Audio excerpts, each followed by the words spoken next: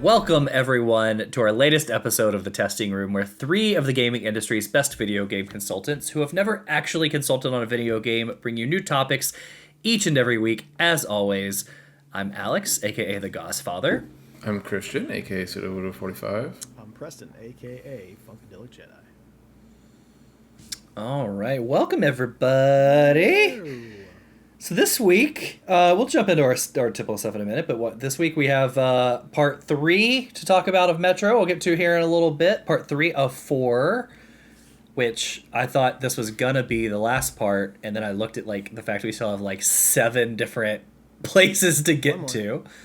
But one more play session, which is fine because I don't have a game queued up, so I have time now to figure out what we're going to play next.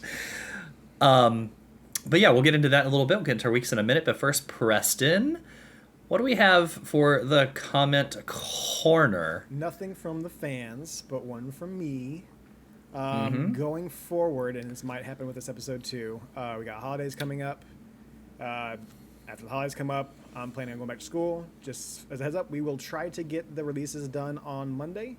They may be pushed to Tuesday. They may be pushed to Wednesday. Who knows? We will try to do it every week. We've been good so far for the past 2 years.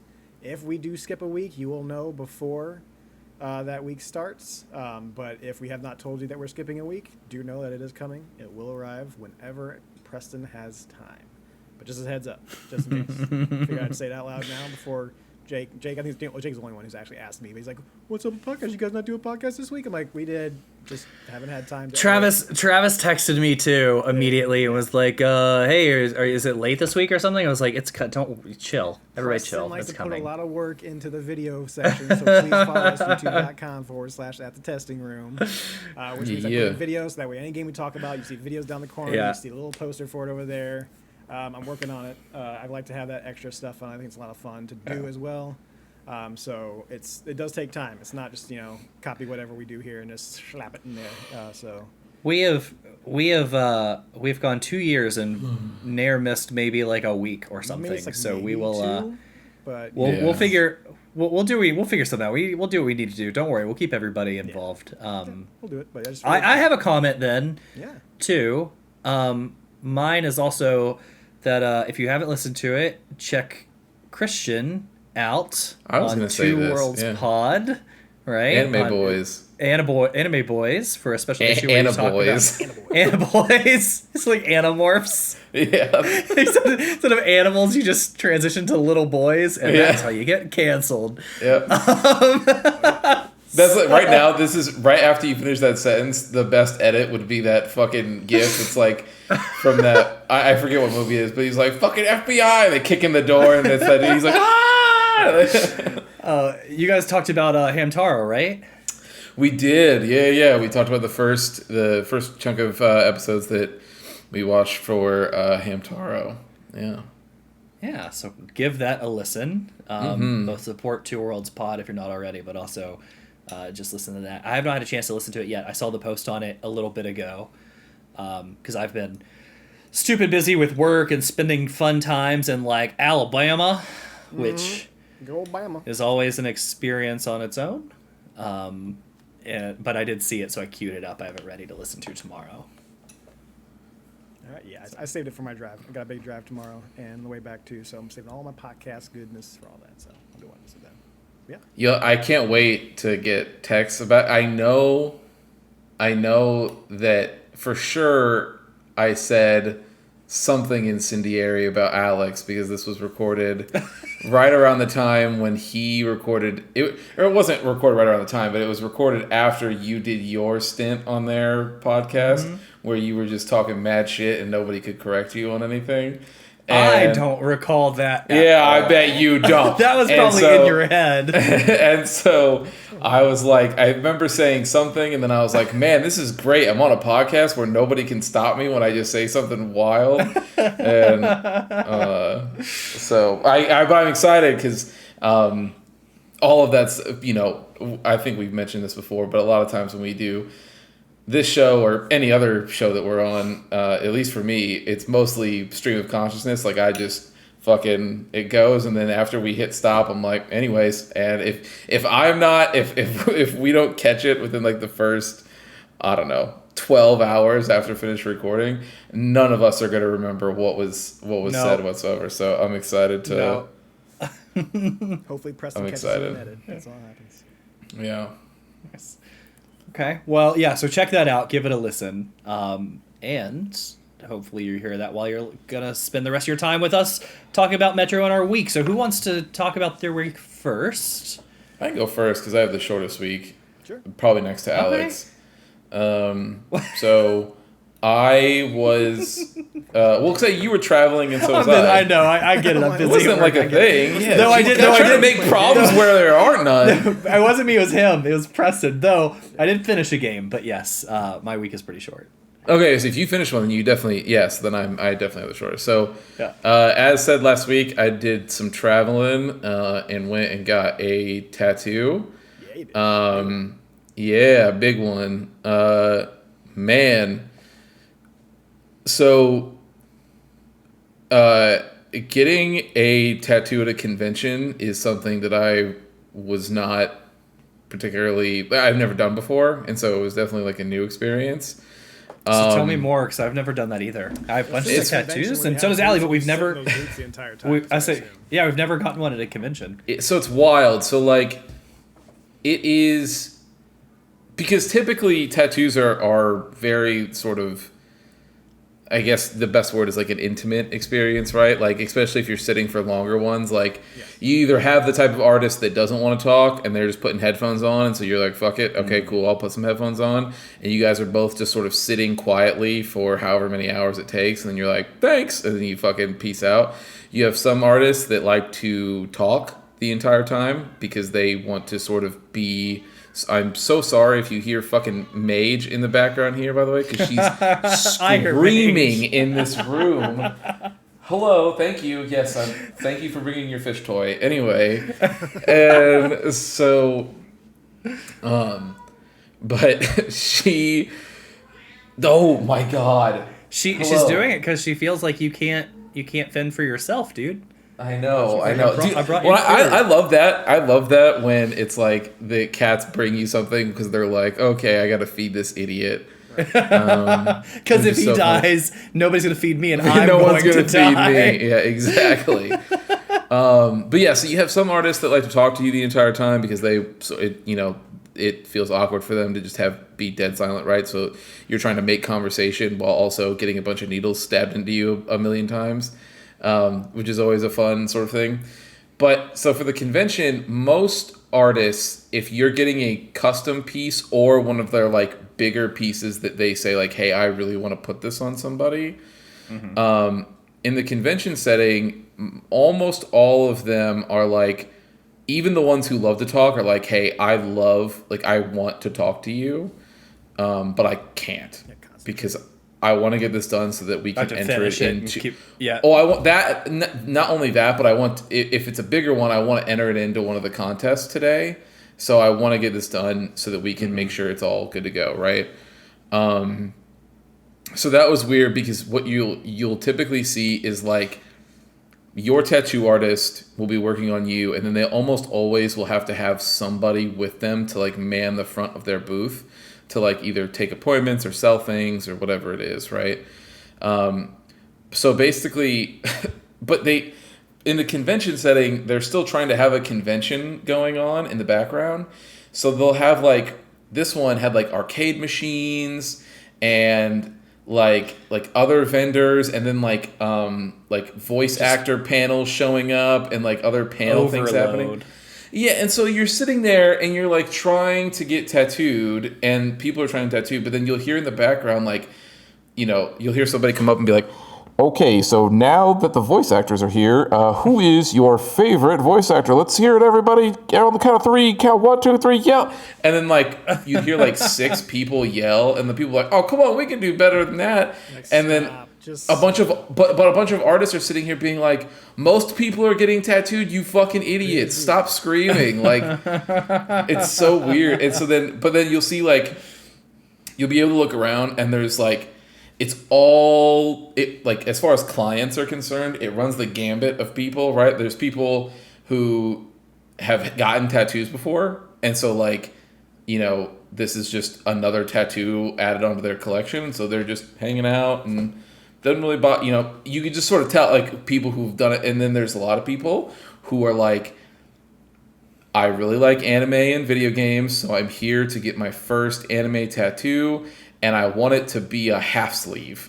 And you're like, and so they'll show up and they'll do it, and then you'll see, and some people are like, okay, yeah, I overhyped this, it's not so bad, I think I can do this. And there's some people who are like, probably get halfway through the line work, and they're like, I can't, this is impossible, and I have to sit here, but I'm going to shake and cry and not have a great time, and it's going to be really awkward for everybody around me. Dude, I don't know about you, but like I have like a tattoo routine. Like I know I'm going to go get like, depending on where I'm getting tattooed, but before it was Hart and Huntington a lot because I got a bunch of tattoos there. It's like I would go get Starbucks for some like just caffeine and energy in the morning, but I would get like one of the protein boxes I would throw in my bag for later, throw an orange juice or an apple juice in there for later for the electrolytes and the sugar and stuff. Like, yep. You had like your bag, you know what I mean? Like you kind of know once you have like an artist that you go to quite often, like know how it's about to go, right? Like, and you know what they're, because like there's the like some artists are really light-handed and it's like, oh, this is pleasant, but you're like, this is not bad, and there's some unga bunga ones that are like basically drawing with a fist, and you're like, this sucks and this hurts, and I am not prepared for this to go much longer. But yeah, so like we were going. I met up with the artist that I had in Ireland that did the Pikachu tattoo that I got over there.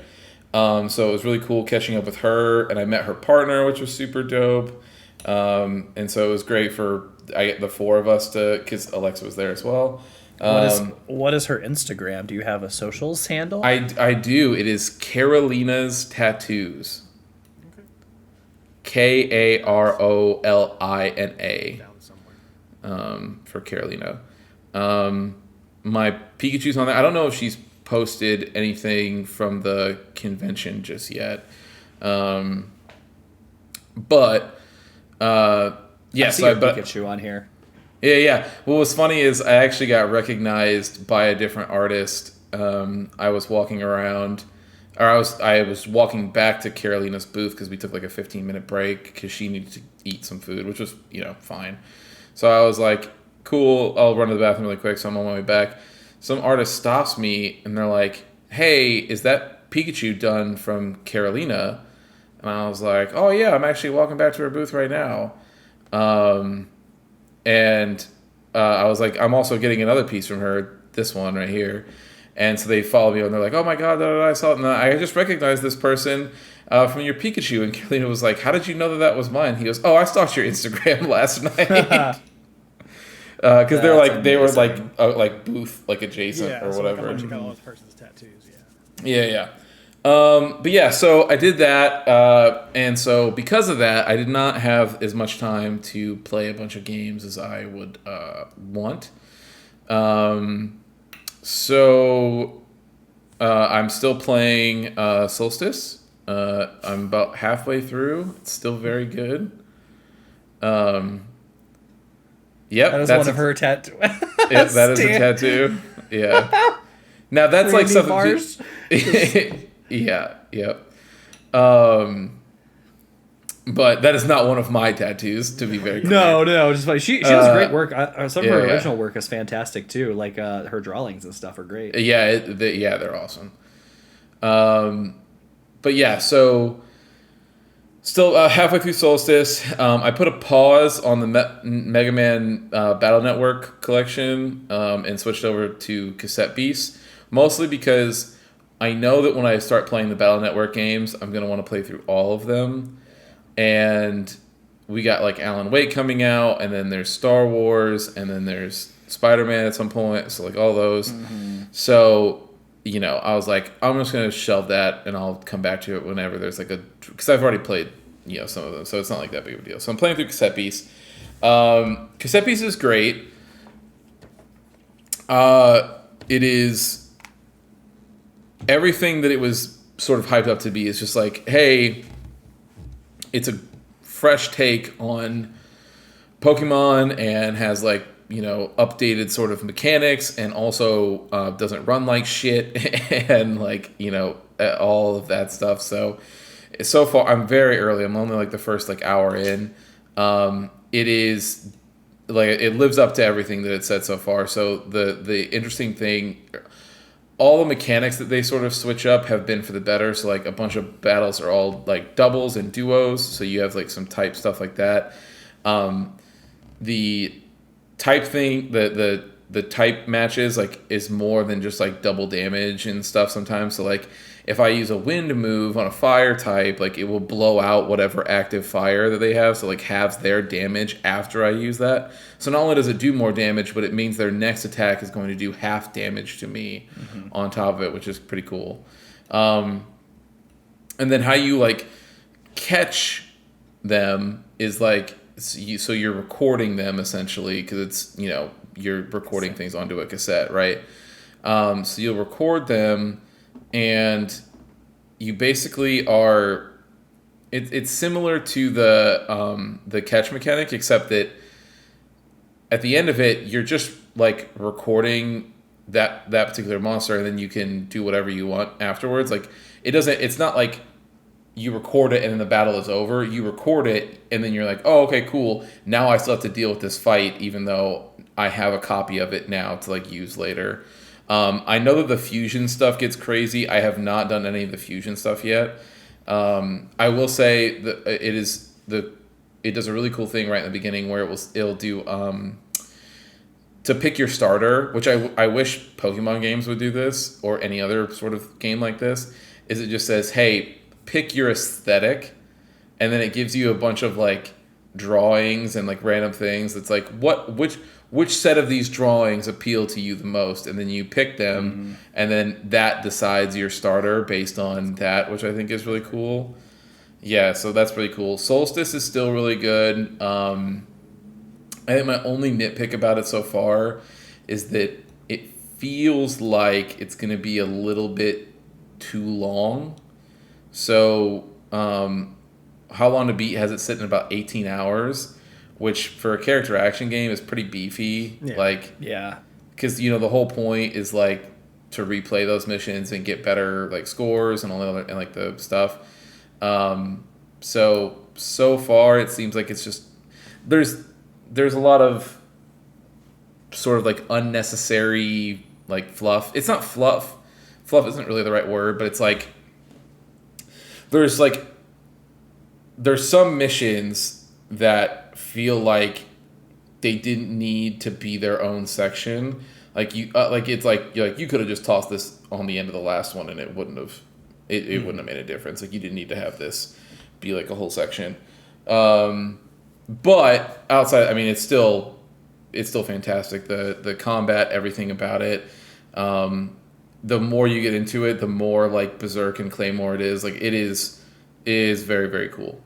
And that's about it. I know Alan Wake comes out tomorrow, so I'm excited to get to that eventually. Alan Wake 2.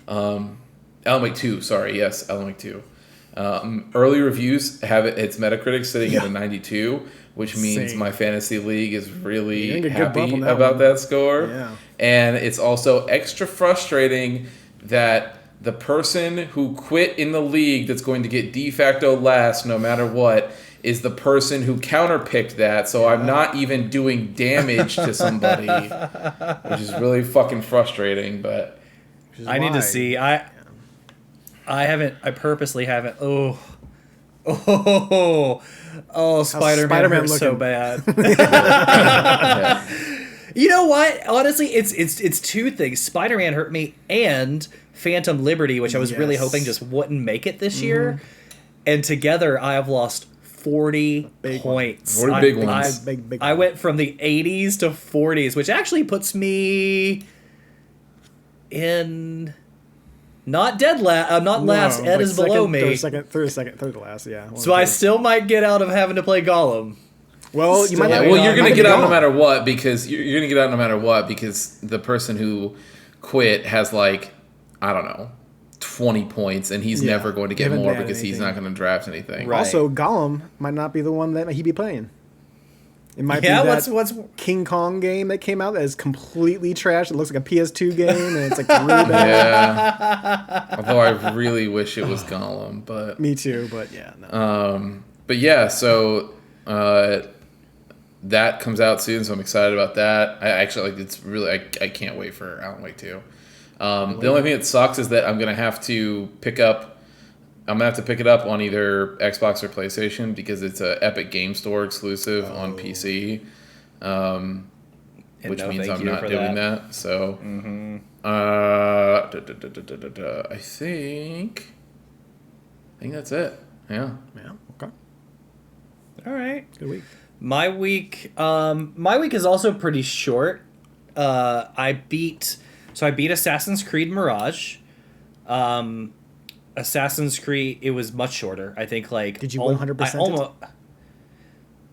I 100%ed it. I did not platinum it. Got you. You got all the you clear the map. Yeah. So 100%ing it, and the story was about 25 hours, which is like quite a change from the 80 to 100 hours of Valhalla and everything else. So that's great.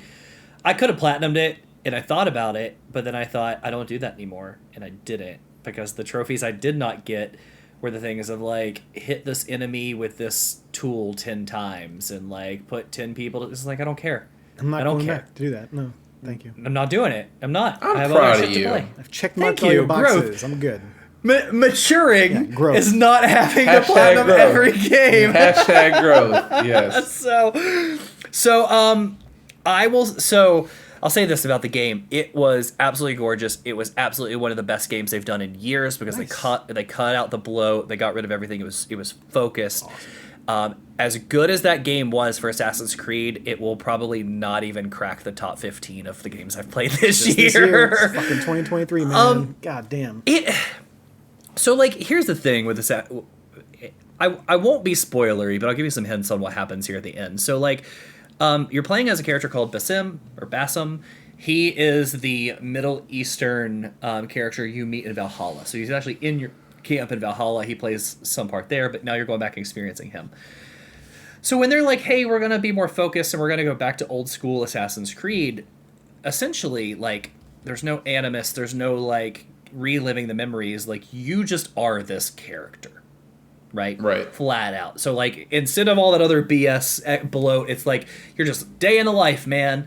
And that was so good. And, like, what they did with Baghdad is so good. Like, the way they made it look and how it came to life and so on. You kill the last person. You're doing the whole, like, the classic thing that they do now, which is, like, you get the hints to track down the ancient ones or the whatever special ones they give a name. A couple of these people you kill lead to this one person, and then this one person leads to the head, right? And, like, I think in Valhalla, there were, like, 20 people you had to kill to get to, like, the main one. This game had 5. And, like, not everybody did you have to kill to get to those 5. Like, some things might just be, like, go to a mission and you find this document that, like, leads you to their area. So it was much better about that. You get to the end mission, you kill the last person, you're like, dope. Now I need to return to where things all started. I'm going to go to this temple. I'm going to figure out, like, what is up with these visions I've been seeing. So you go into the temple, and all of a sudden, in the last 20 minutes, they go, hey, I know this is an Assassin's Creed game, so let's Assassin's Creed this bitch up for you. And, like, you go in this temple, and all of a sudden it's, like, futuristic, like, looks and like, architecture and all this. And there's, like, this thing in the middle, and you talk to somebody down there, and the person who you think was somebody the entire game turns out to not be who you think.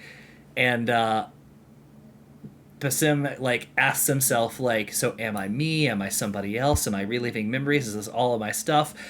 And he's like, I have to figure out what's going on with me. And the person's like, hey, bro, don't worry. This is My just the name's start. Desmond. No, it was like, this is just the start for us. We have such a long journey together. Credits. And I'm like, why? Why? It was a You day in the know life. why. I know. I know why. But if it was a day in the life, that game could have been a 9.5 out of 10 for Assassin's Creed standards. Normal standards would be like a 7.58 out of 10. But it still would have been like really, really high, right? I love the idea that Assassin's Creed gets its Scale. own review scale. Yeah. Well, because there's like 37 Yeah. of those games now. No, and they can all live in the 6 and 7s where they fucking belong. Yeah, sure. So it was super, super good. By the way, tell Allie I love her Poppy. hair. I keep on forgetting to tell her every time I see it, but that hair color is the bomb. Preston said he loves your hair. It's the bomb. Yeah, she says thanks. Did you read that message to her that I sent? Yes. Yes. Which is ridiculous. Okay. Shut the door so I can get this dog out of my lap. Thank you. Okay. So yeah, it was really good. And like, honestly, I just sat there and I looked and I was like, I don't even care if you want to make a sequel with this character. Like, that's fine. You did really good with this game. But like, why did you just Assassin's Creed it up for no reason? It's like It's not for no reason. When everybody played this game, nobody cared about the Eden, the pieces of Eden, and all this other crap. So like, you got How rid of all dare that, and you. it was great. And then Yves like, in Guillemot slaved over that for you. Sure. I know. So the game was really, really good compared to games of years past. Really good in general, but the ending was very frustrating because you're just like, why 20 minutes in? And here's the other thing I don't know, and I don't know, are you going to give me more games with this character, like, on console in the future, or is this Mirage supposed to tie into this other BS they're doing with, like, the mobile Jade and, like, all those other colors they announced, right? And, like, if that's the case, well, that's dumb, because I'm never going to play those mobile games. So, like, I guess my journey just ends here, and I'm not going to know. It's what going to be a happened. combination of things. It'll be that specific stinger was for DLC. Will this lead to more games? Yes. Will this also tie into some of their mobile bullshit? Yes. Yeah, Kingdom Like Hearts the the answer shit out of to the answer to all three questions is absolutely yes. I know. And you'll So- buy them all. It's going to be a Switch spin-off game that you have to know so you know some story. It's going to happen. So, it was good. It was good. Not great. Okay. It was good. I am also that weird person that will go back and experience the whole like tours of wherever, just because Oh, yeah. like fun I history think those stuff. are really, really Yeah. good. Fun history stuff. That's why I like those games. The only other game that I've played is the new Spider-Man. Hell yeah. Spider-Man 2. Now that is just a flat out great game. Fuck. So good. Really quick, before you guys get into it, I want to ask: have either of you been lucky enough to miss out on some of the fucking crazy ass bugs that this game has? Not that lucky. You, Alex? So I have not experienced any bugs. What bugs? So the best what's one that going I've on? seen, before you guys just go on about the game, the best one I've seen, and I just want to give a little quick piece, is there's a electric effect that some of the enemies can put on you, like Okay. they'll stun you or something like that, and I've seen one that was Peter got hit with it, and then that effect persisted throughout the entire mission. Jesus. Pardon me, I'll be right back. I'm gonna get the stink bug before she tries to eat it and activates its smell. I'll be right back. Yeah, But I want to hear this. Hold on. that's fine. I'll wait. A few moments later. All right, you back? Yep. Okay. So, like I was saying, the electric effect that some of these enemies can put will sit there and it'll it stayed on Peter, and then you're like, well, that's weird, and then it kept going throughout that entire mission, and you're like, oh boy, this is just on me, huh? And then Was it killing them, or was it just the animation that was no, stuck? it's just the animation that's stuck on you. So you're just sitting there and that. But then it cuts to you cut to a mission right after that where you play as Miles, and lo and behold, Miles now has this stuck on him. And so it's stuck on him, he's going through it, and then that mission ends with a cutscene where Miles is no longer in the spider suit. Miles is just Miles, and he's in a home with other people with electricity just shooting off of him and doing all this other shit. Jesus. And it's it's like a relatively emotional scene. Like Miles is Pretty like much, if you're out of the talking, costume, it's going to be somewhat of a and and shit's just like shooting off of him and all this other stuff, and you're just like, wow. word. Wow, wow, And the wow, reason wow. that, and the reason I bring it up is because and this is what I was saying while you were gone, Alex, is I think that Insomniac has always had a reputation of releasing extremely well polished games. And you can tell that in this particular instance, because as good as this game is, right? Spider-Man 2 is still pretty close to what Miles looked like as far as fidelity is concerned. Even better, Like it yeah. looks it looks better, but it's not like the jump from a PS4 to a PS5 game. Like you can still tell that they're within the same generation, right? So by that logic, you'd be like, oh, okay, cool. This should be a slam dunk performance-wise and everything like that. You can tell that this game probably could have used a little bit more time in the oven, but They wanted a holiday release window. Sony was like, this game is going to come out. We are tired of people saying we don't have games, and you can fix it later. You can do whatever it is you feel like you need to do, but we do not give a fuck. So, And did you see the post that Insomniac put out before the game's release? no, I did not. So they highly recommended that, hey, when you get Spider-Man 2, please make sure to download the update, the day one update, because that will change the starting section of the game sequence.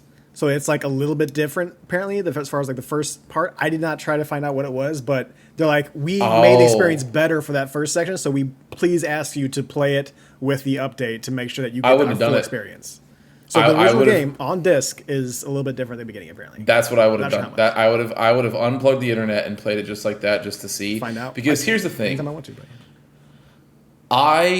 it is so frustrating for me to see a game that should be a slam dunk as far as like should be cream of the crop, top notch. yeah, man, and Which it just to still have is, Sony. but, yeah. And this is again everything that I'm complaining about is all Sony and nothing Insomniac. Yeah. Just so that I'm sure that doesn't need to be said, but I'm going to say it just to be clear. It is so frustrating to me though that Sony would basically ask one of its prestige studios to basically just release like a subpar product. Subpar compared to what it should be, or what not even what it should be, what their games normally are. Like if Yes, you like 95% cooked because they want it out. yeah, dude, and now all the bugs that I've seen, I would say are anywhere in like the C range. Like they don't break anything, but they are absolutely like immersion break. Now I have not seen these specifically. I have heard people say that they have had like hard and soft locks that they have to just like reload and can't get out of. Sure do. So those are I've had Okay. nothing, but it sounds like So- Preston's had some stuff. so those are obviously a little bit more extreme in their ranking, but in general, it's most people be like, look at this weird goofy shit that happened, and then people share it, and that's the whole thing. But the entire time, I'm just sitting there, I'm just like, man, is this really what you want the press cycle for your game to be around? Like, and that question's obviously for Sony, but it's just like people. The conversation should be dominated by look at how fucking good this Spider-Man game is, Spider-Man, instead of the predominant thing that you see when you search Spider-Man 2 is, yo, look at this dumb shit that happened.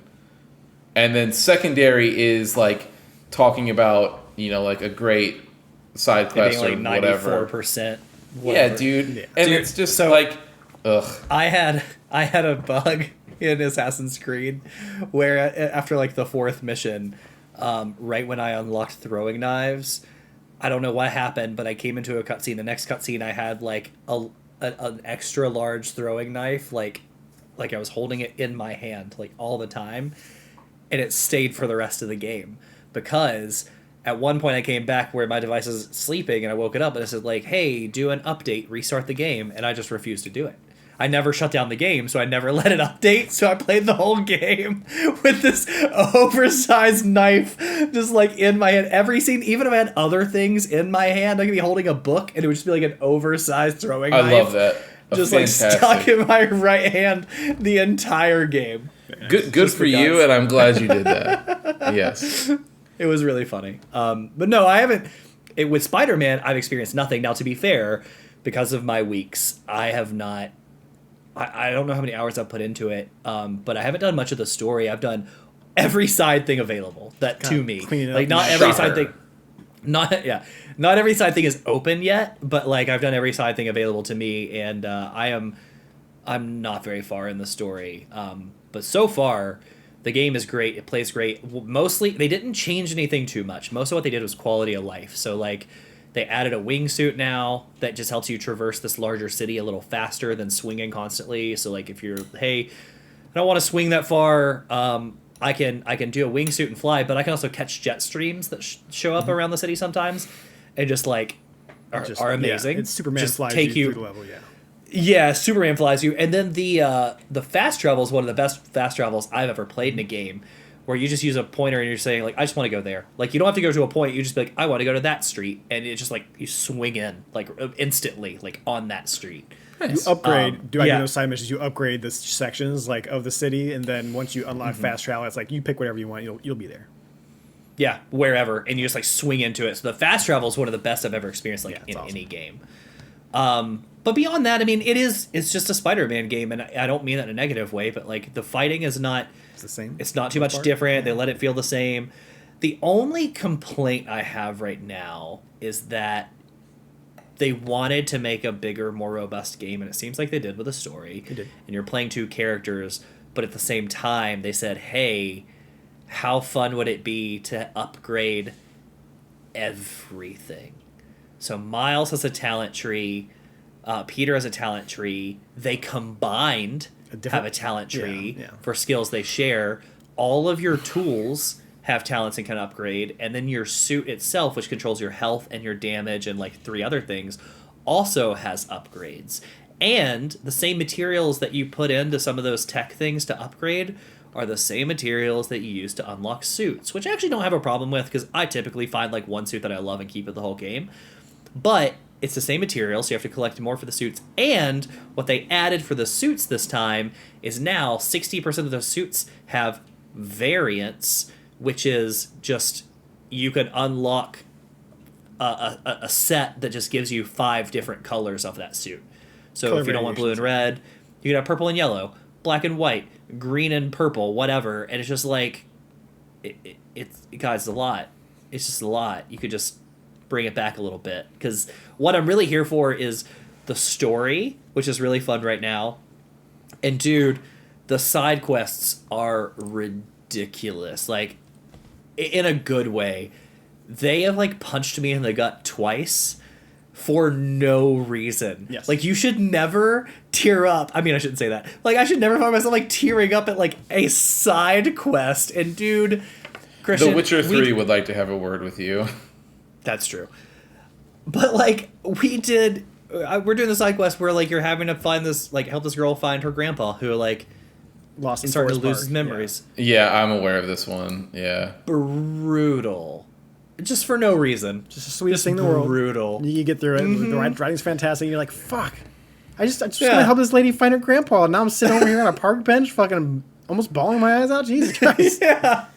So you Like, guys, questioning my own life right Yeah, now. Like, yeah. how old am I and how fast Fucking it passes side quest you that you by? could've Like, missed. do you guys think? Because I've seen other people complain about that stuff as well, and Spider-Man is certainly not the only game that is guilty of this, right? Like it's basically every main like big AAA action adventure game, like Spider-Man, Horizon, fucking You upgrade a weapon. I'm you can sure upgrade your Assassin's costume. You Creed, can upgrade yeah. fucking your shoes, whatever the fuck. I've seen people.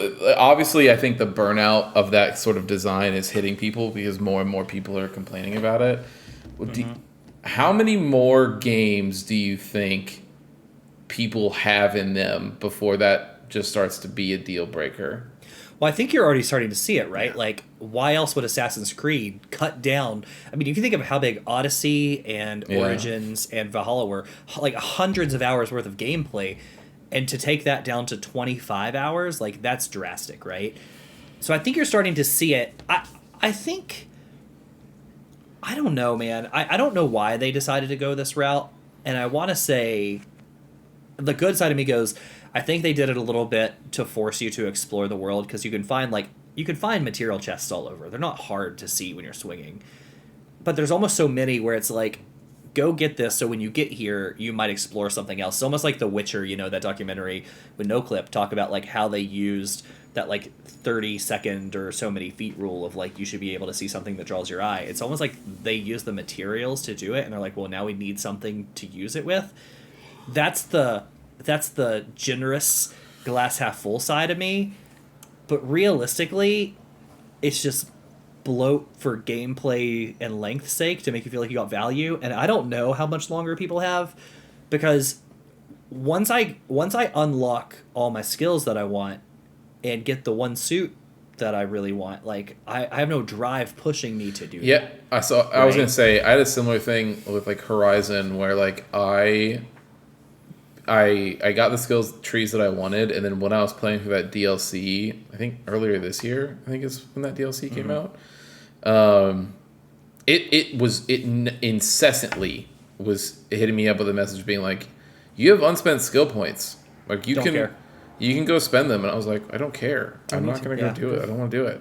And then they'll be like, "Oh, well, you can go look at this or go look at." And I'm like, "No, I don't want to do any of that." And then it's like, but you're missing out on all this extra stuff that we put in here. And I was like, none of it's fun, and I don't care. Yes, exactly. I will collect the collectibles because I enjoy the story they do with each collectible. Spider-Man does a really good job with giving you an actual like story-based reason as to why you're doing yeah, sure. Yeah, so like the ones with the Predator are great, and the ones that like you unlock earlier are all really, really good. So I don't care to do that. I had like a brain heart attack when you said Predator, because I forgot about the Probably is what I meant to say. My brain. I know, but so when I was like, I'm sorry, the Predator is in this game. Like I literally was like, what? I think Marvel. I mean, to be fair, Marvel does it. Yeah, I know, but that's what I'm saying. Yes, Kraven is in this game. I love the idea of like. I still think that this is such a tangent. I love the idea of people who have said that the best Predator game will be the Predator game that you don't know is a Predator game. Yes. So like you're playing a game and in the middle of it, a invisible thing just skewers you, and then you're like, oh shit, the Predator's here, and that's how you find out. So it would be hilarious if like, you're just walking around and all of a sudden it's like, these people are disappearing. I don't know what's happening. Insomniac just like drops in the Predator. You have no idea. 3/4 of the way through. Peter is sitting there talking to Miles, and then 3 dots show up on Peter's head, and Miles is like, what the fuck? The Prowler is what I meant to say. But like, I'm fine with doing all that because I like that side of the content. I like the other side stories. But my that's my rule of thumb. Like I will do that if you do not give me the materials I need to unlock everything through naturally doing that stuff. I'm not unlocking anything else. I'm not going out of my way to do the other piece. So like I either unlock everything because I do all the side stuff, or whatever I get out of that is all I'm getting. Yeah. And that's fine, right? Because that's all I'm engaging with. So, but that's my week. Preston, what's yours? Oh, I'll start off with Spider-Man to kind of keep that ball rolling. It's a great, fantastic game. I think I'm about halfway through the story. I've been putting a lot of hours into it the past couple days. I had the day off yesterday where I spent like most of the day playing it, and then the night I got it, I stayed up most of that night. So I know I messaged Preston when I got back in the day after I got back into town. I was like, hey man, thanks so much again for feeding the cats and doing all that stuff. Can we connect at some point and I'll snag my key from you. Like 2 hours go by. I'm like, this isn't like Preston. Right. I was like, this isn't like Preston. And Alexa comes in. She was like, is Preston hit you back yet? I was like, no, he just must be busy. Who knows? I don't know. And then immediately I get a text from him back, and he's like, yo, sorry, man. I was playing Spider-Man. Didn't even see Had my phone to the side. Didn't even notice the vibrations happening. Like, I'll put my phone on my lap from now on when I play this game, just to make sure. But, yeah, no, I got in. You've been This in game there. is great. This game, like the story, it's good. really just pulling me in. Like I can't stop playing this. This is one of those games where like you get done playing it, I'm thinking about playing it next. I'm like, I cannot wait to get back to this, continue this story going forward. It looks better. I like seeing like comparisons to like the previous like Miles and to this one, to where like the traffic is just more natural looking as far as a shit ton of more traffic. You can tell just by like Forest Park itself, like there's so much more trees. The trees are bigger, so you can actually just kind of swing through Forest Park now too, which is really You mean nice. Central Park? Central Park. Sorry, Central, not yeah. Forest So, Park. I'm did thinking you, St. sorry, Louis. Preston. Did either of you see that they fixed the people on the boats in the water? That was like a big graphic update. No, scandal. I didn't notice that either. So in Miles and Spider-Man 1, you couldn't cross the water, right? Like Yeah. it was all on the main island, but now like you can go across. So you could see boats, but if you glitched it, because there used to be a thing where you could be Miles and do the cannonball that, spin, and it would take you out of the water. If you went out there and you got to the boats, the people were just cardboard cutouts. Like they were completely flat and like just literally cardboard. So when people saw that, Insomniac made a point to call it out on this one of like, hey, look at our graphical update of this game. Like people on boats are people. That's It's amazing. essentially the pixelated grapes of Spider-Man, right? The Final Yeah, Fantasy for 14 sure. grapes. of Spider-Man. Except in this instance, people did not rush to Insomniac and say, "Put the cardboard back in. We want the cardboard back." I want to buy the cardboard people in real life. Yeah. Whereas with 14, people have been begging for them to put those fucking grapes back in. Side note, I will never forget the moment we saw those for the first time. It was 'Cause we were also fantastic. like day one on that. That was Yeah, so yeah. good. Anyway. Spider-Man's a good game. Looks great. Looks fantastic. It's one of those like games also too where I'm going into photo mode because these sky boxes are fucking phenomenal. There was one that was raining, it looked great. There was one like a sunset, and it looked great. So I'm gonna take a picture next to the Avengers Tower with it because it looks good, looks cool, and fucking this game just looks phenomenal. Now the real question is, Preston, is Bodega Cat outfit still? Does it return? So I haven't gotten the outfit, but I have been doing a mission to where Bodega Cat is hanging out with the dude who owns the bodega. So you still get to see Alright. Bodega Cat hang out and you get to say hi to him and kind of like give him little pets. But you and stuff like that. don't know yet if the costume. I have makes not its return. unlocked Bodega Cat costume yet. Okay. Yet. Now Hopefully it's back. I heard it was, but I could. it might be because trust me, like so you see that section to where you're unlocking suits, Alex. Mm-hmm. I didn't notice until later on when I got a suit that was like populated a different section of it, but that scrolls. That scrolls down. Like to at least twice the size, at least. So there's a fuck ton of suits in this game. Spider-Man will be sticking with Peach Momoko. She designed a suit just for the game, and it looks fantastic. Oh, You I didn't get- even know that. Yeah, like I level don't know 5. that You I've should, seen should it. probably have it by now. But yeah, you unlock it when you see it at level 5. So Okay. it's the one that's like it has like an Oni looking mask to it and like a little handkerchief on the top. Oh yeah.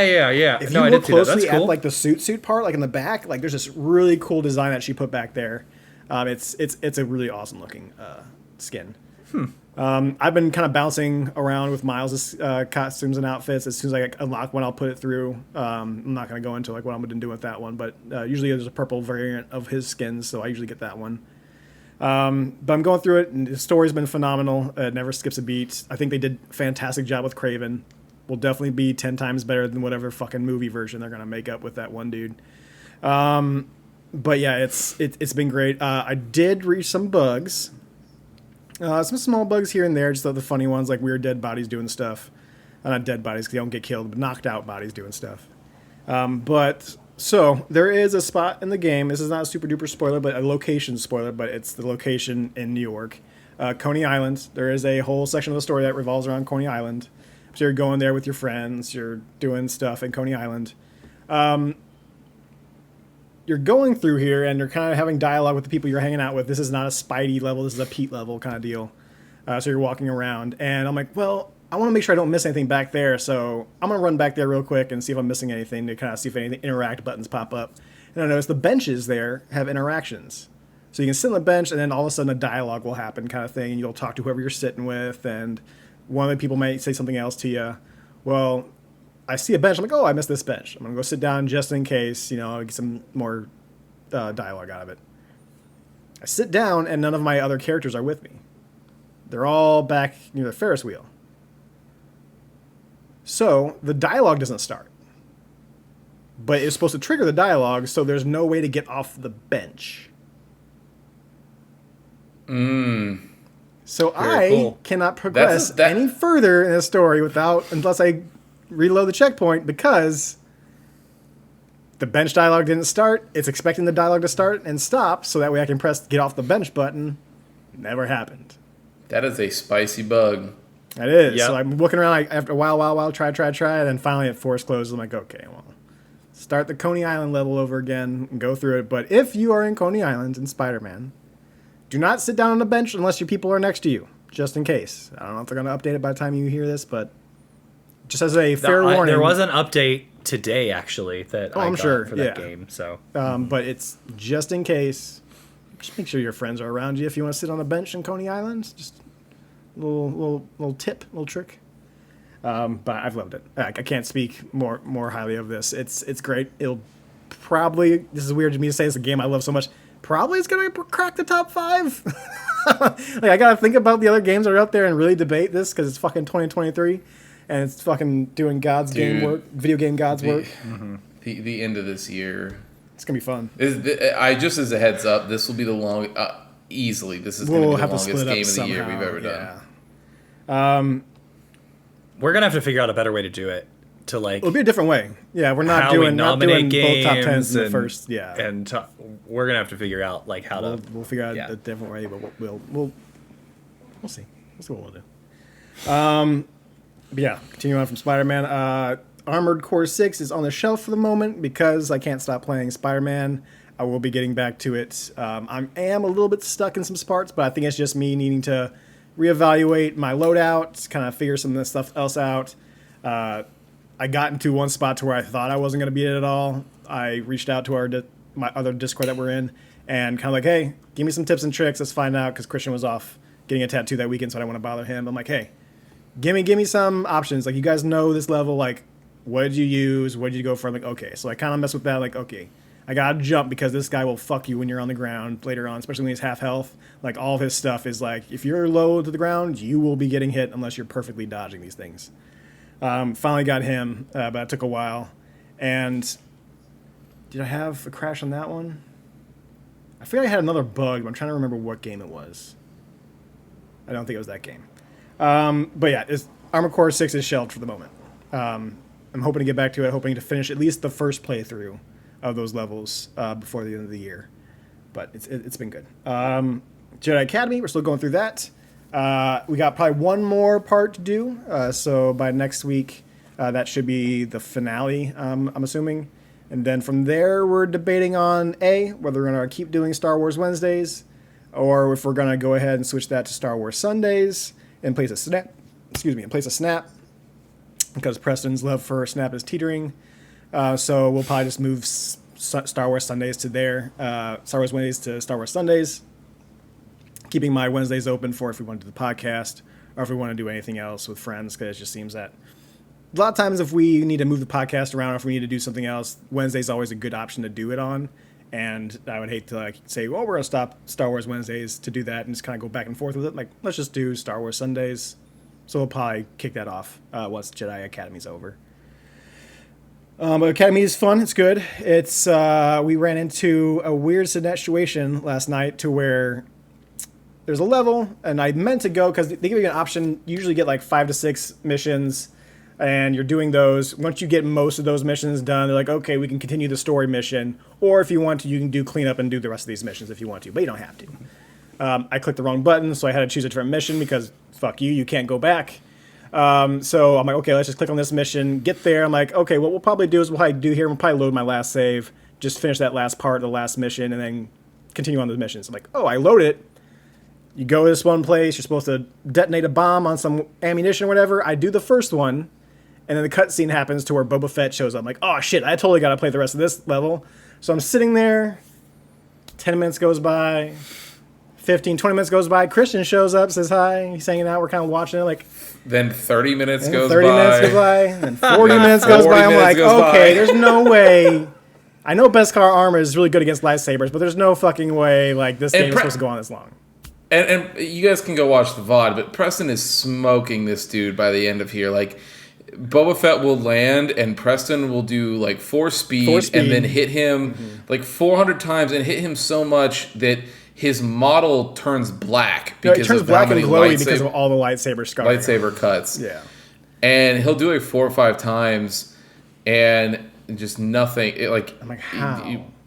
How Are you still alive? So I kept on doing it. I'm like, you know what? This is not fun anymore. Like, I'll do that 1 or 2 times, and of course, 1 or 2 times turned into 3 or 4 times, and so on and so forth. But finally, I'm like, you know what? Fuck this. I'm out. We're loading my last save, which fortunately was the beginning of the previous level before that. So I just I speed ran that level, which wasn't too bad. Luckily, I can just run through pretty much the entire level at that last one. And then Christian's like, yo, you're supposed to do this objective first, and then you can kill him. I'm like, nowhere did it say, like, it says to destroy the ammo. That's like your main objective when you get there before you realize Boba Fett's there. But there's an animation and a video, like, little cutscene showing you destroying some ammo. So I'm like, okay, I've done my job there. I just gotta kill Boba Fett. According to Christian, he looked up how to beat that level, and there's more of those ammunition spots around that you have to go and destroy, and then you can kill Boba Fett. I'm like, that's fucking horseshit. It's like, you should not, like, the life bar should not start after I've done an objective. It should be there. I should kill Boba Fett and then wonder why the mission didn't complete. Like, oh, Boba Fett's done. Like, why isn't the mission not completing? And then I can figure it out. But there's no notification. Like the other game. It's the same thing. The other game you played when you were slamming your head against the wall because you couldn't kill that guy when you were like doing the elevator and pulling the stuff out. And eventually you're just like stand in front of him and don't let him up the elevator and just beat him till he dies. Like, he after actually had a life bar. 45 minutes. He did have a life bar. Boba Fett life bar doesn't exist until you finish off those bombs. Yeah, he's but you fight him. Then. Yeah. Which is mind-boggling. It's horrible gameplay. And like I was telling Chris, I saw a video of this like earlier. I was just bored on YouTube. Like, Jedi Academy, is it the greatest Jedi game ever made? And like, well, you can compare it to its contemporaries. It still has the most robust lightsaber combat system. I'm like, get the fuck out of here. Like, there's no way this contends anywhere near those Jedi Survivor, Jedi Fallen Order games. Nowhere near. Those games are 1,000 times better. Get the fuck out of here. I love PC gatekeepers that are holding on to games that are 20 years old. No, back then, this was the best, melee combat you could ever have on a PC game. I'm like, shut the fuck up. Get out of here. So we will finish that soon. We will have finished all the Dark Forces Jedi Knight games. I was telling Christian my rating. It's definitely Dark Forces 2 Jedi Knight, Dark Forces, Jedi Outcast, and Jedi Academy, which I could go back and forth with, kind of. So, but I kind of like Jedi Academy better just because of customization.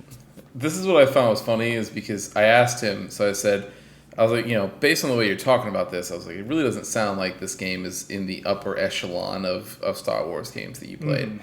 He's like, no, it's definitely not. And then he starts ranking it, and he gives it 3rd place. And I'm like, well, dude. And then he's like, but all the ones that you've played on the stream. Yes. And so I was like, okay. But at first, when he says that, he gives it 3rd place, and I was like, that's way more than I think this probably deserves. There are so many better Star Wars games you could play than Jedi Academy.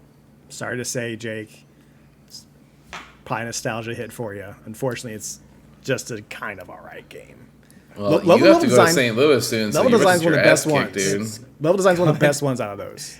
Trying to catch the hands for no reason. This comes out after I see him. Goodness. I see him tomorrow. This episode's gonna come out later on that week. The next week. So you're just so good for you. You just say it all behind his back and never say anything to his face. Okay, yeah, I get it. That's bold of you to assume that Alex and I will not text the group chat right now that you're talking shit on Jedi. If he watches the Twitch VODs, he will have heard me talk shit on it. It's fine.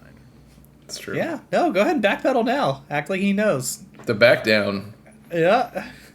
No backing down. Speaking of Jake, I did forget something that I did play, which was I played the new Halo 5 or the new Halo Infinite season. Oh, season there you 5.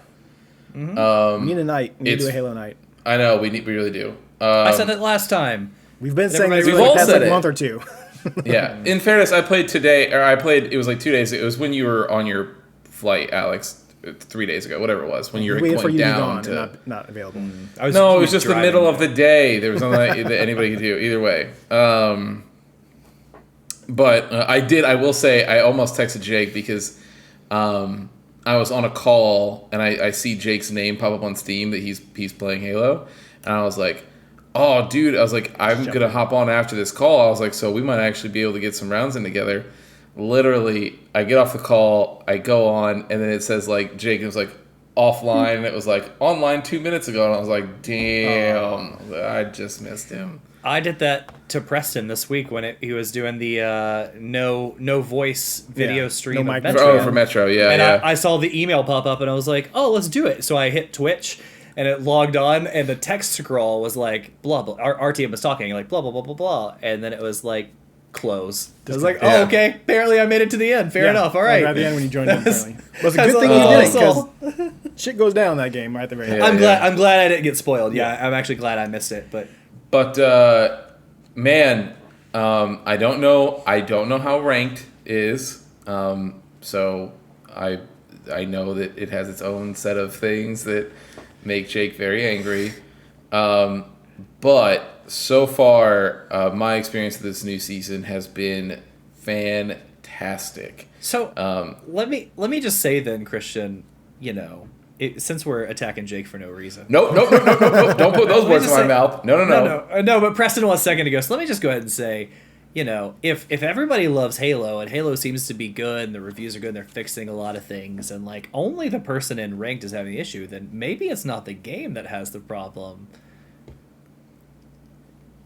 I am just gonna let that sit there Yep. No comment. because you are fixing to get your butt whooped. I know he's gonna kill me. He's gonna You are going to get the biggest box of gummy dicks sent to your house.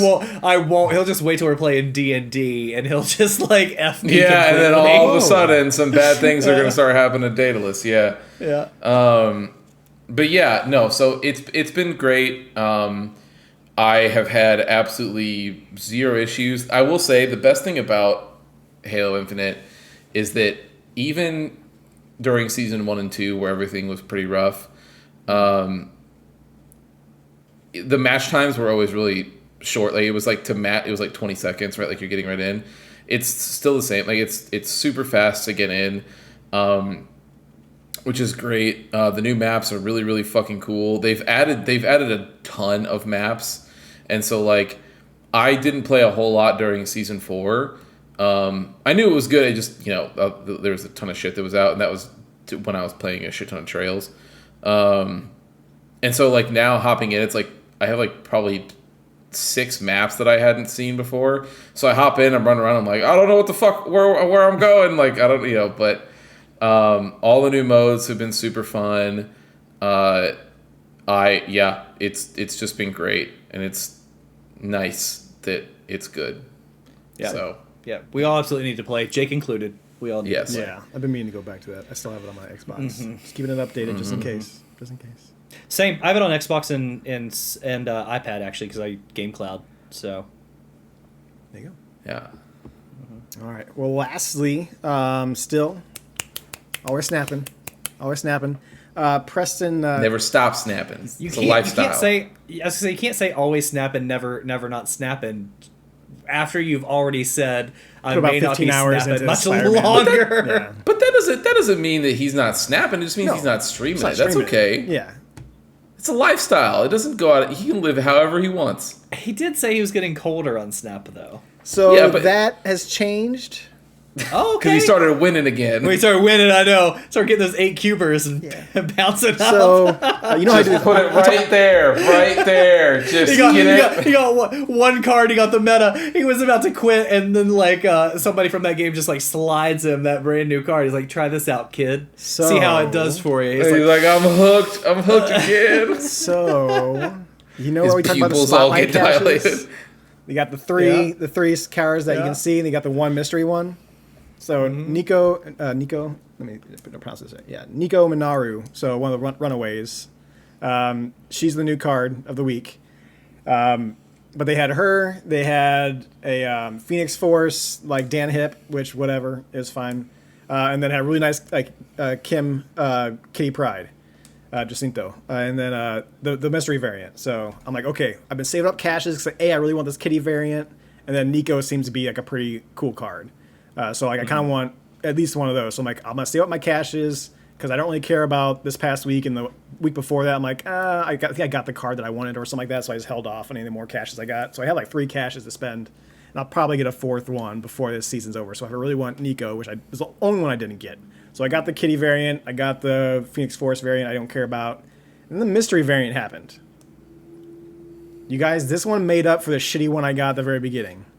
Was it some Eliath or something you had Got waiting on? Eliath. I'm like, let's fucking go. I'm going to kill it. You know, I'm like, since I'm kind of down on my luck, I'm like, you know what? Let's play like the cheesiest deck we can play. We're going to play Galactus Eliath.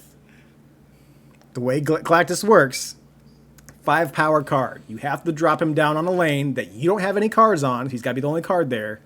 And your power has to outweigh the opponent's power to make him do his effect. You can still play him if you wanted to, but he's only 5 power. But if that's the most power in the lane, then you destroy all the other lanes and only that lane exists then. So what you try to do is you try to use the cards to give you more energy, so you play him on 5. So that way, okay, I know I'm winning this one once I play him. And then, next turn, you drop down Eliath. Because you're already winning, and it's the only lane. So you will continue to win no matter what, because whatever card goes there, it's dead. So I got some good feels, and you better believe I was getting that Miss Marvel thumbs up all the fucking time, which is the equivalent of a middle finger now in Snap. And just people spamming that shit. As soon as I put that down, they're like, fuck. I'm like, yes, that's an 8 cubes. You know it's going to be 8 cubes because you thought you could win with whatever fucking card you were going to drop down, but you ain't. I got Eliath. You coming in there fucking your day up. You can't play. You can't play here. Go home. And I went from 72... I am now 93, and I did that within about 3 to 4 days of playing Snap. The need factor, the need scale that like could tell what precedent. Like, hey man, we're about to lose this guy. We got to do something. He's been buying a lot of those booster packs recently. Like, and then someone's like, up his dosage. Yeah, give him that Eliath. Give him that good. Give him the good stuff. Give him that dopamine. Yeah, but his fucking pupils dilated, and he was back in. I was so happy. Do you have a chance to get Infinite I got a full week to go from 93 to 100. And to be fair, like, 90 is where I want to be because that's the 500 gold. That's fucking money right there. That's literally like $5-10 or whatever worth of like actual money. I can get variants with that. I can do all sorts of fun stuff with that. I would really like to get the gold blade card back. So I'm working on it. I'll still do it. I had to drop off of Galactus because when it's your 90s rank, those motherfuckers don't fuck around. So I'm playing my high Evo deck in that section. But every once in a while, I'm like, let's just play some Galactus tonight. Let's see how my luck does. And dude, you get such big Q drops with Galactus because what I do is got Galactus in my big cards that I need right towards the end. But all my beginning small cards are just based off of other card decks, so they don't know Galactus is coming. I'm like, oh, I'm gonna play over here with my Sunspot or my Nebulas over here. You know, it's just a normal high Evo deck. And then, like, right at the end, I'm like, boom, turn 5, Galactus, motherfucker. And guess what? Raptor Galactus is Eliath. Suck a dick. I'm going to bring a Hobgoblin in there. He's going to make your other side -8. Fuck you. It's great. I love it. I know there's at least one person on this stream that knows what he's talking. I don't mean like, or at least here. characters. I mean like listen. Yeah. One person listening to this podcast that knows what Preston's talking about. I hope there's somebody. If you do, I would love to do a Snap solo cast with you if you like. We can do an episode where these boys might be gone. Community solo cast with Snapping. Solo stream, yeah. Yeah. Other than that, that's it. Preston's back in the Snap. He's loving it again. We'll see how long it lasts, but that's it. It's my week. Nice. All right. Well, then let's get to it. Christian, why don't you guide us through Metro Last Light Part 3, which I'm going to quickly say was both my favorite and least favorite parts of this game so far. So this part we played through Sundown, Nightfall, Undercity, Contagion, Quarantine, Con, and the Chase. Now the hilarious part, and just so everybody knows, none of those names are there. Yeah. None of those are the actual names. But whatever. You can't see those names when you go to your diary. You see that section there, but yeah. If you open up the diary, that's where they're at. But at the beginning of the section, it doesn't say that, which is just so silly. And hopefully by 2019 with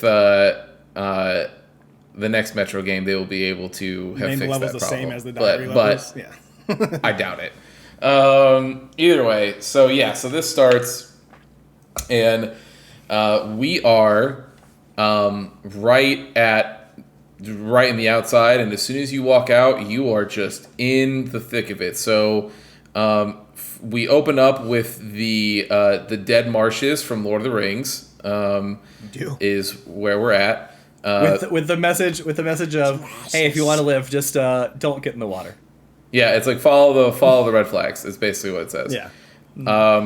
And if you do fall in the water, you will be met with a eldritch horror that is waiting to bite you and kill you, which is super fun.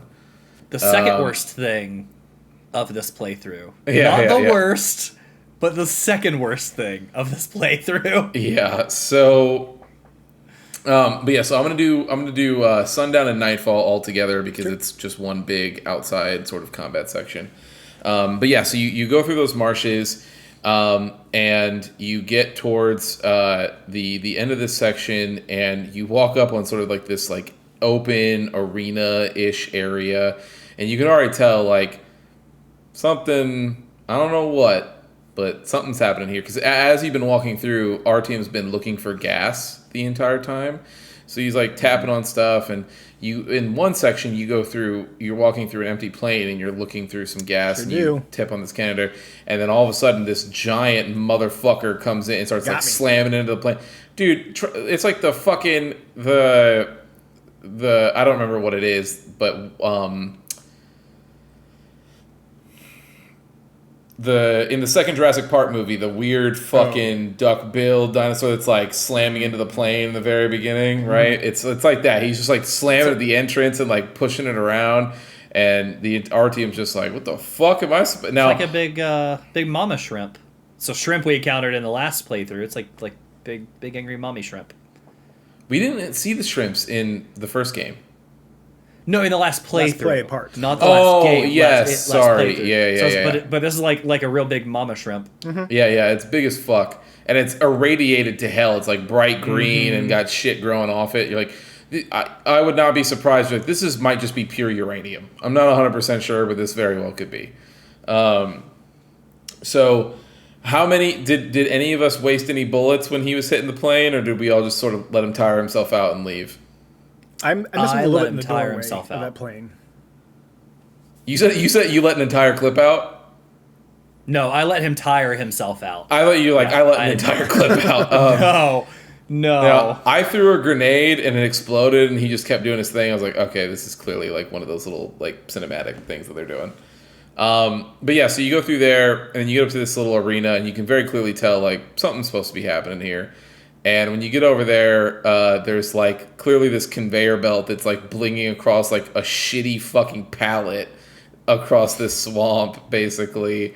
And you put your gas down, put the thing in there and the siphon, and then you're like, all right, press the button to start the generator to bring this thing to me. And as soon as you do that, fucking every enemy imaginable is just swarms you. It's just loud. Yeah. This game has given me trauma. Anytime you get to a spot where you can't progress forward, it's like, hey, call for an elevator, press the button to like let somebody know, wait to open the door. Like as soon as I see that, I just turn around and look behind me and say, well, let's go. Share for full clips before that happens. I guess this is what's happening. So then so you fight through those waves of enemies, and then you when you finish the fight, you get across and you cross into the next part.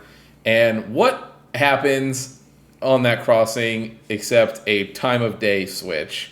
And so it is all nighttime now, which means they are going to toss more shit at you because, of course, they are. And so as you are climbing through this, you're still, again, our objective here is to make it to the church, because we have it on good authority that the homies are supposed to be waiting for us there, and we can sort of drop off.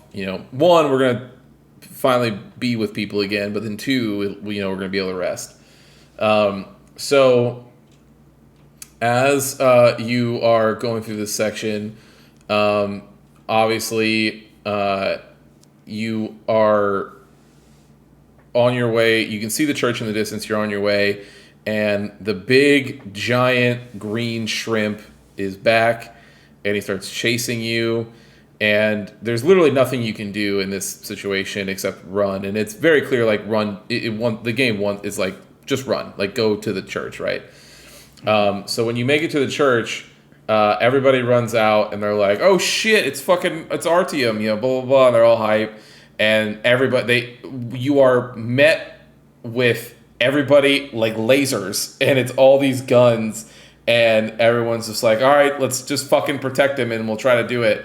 Because as you try to, there's a little like wooden thing that you can try to cross, and the second you do that, the giant shrimp comes out and knocks you back and knocks the plank around, and so you are running around and trying to not only kill the giant shrimp, but dealing with all of the like little shrimp and all this other stuff, and you are you're getting helped out by the enemies, or not the enemies, your friends that are shooting them as you're running around trying to do things. I had a very fun bug in this moment, and then we'll keep going, and then we'll do our thoughts. But in this moment, one of the mini shrimps didn't get out of the water or couldn't get out of the water. And so after I had killed the big shrimp, everything was fine.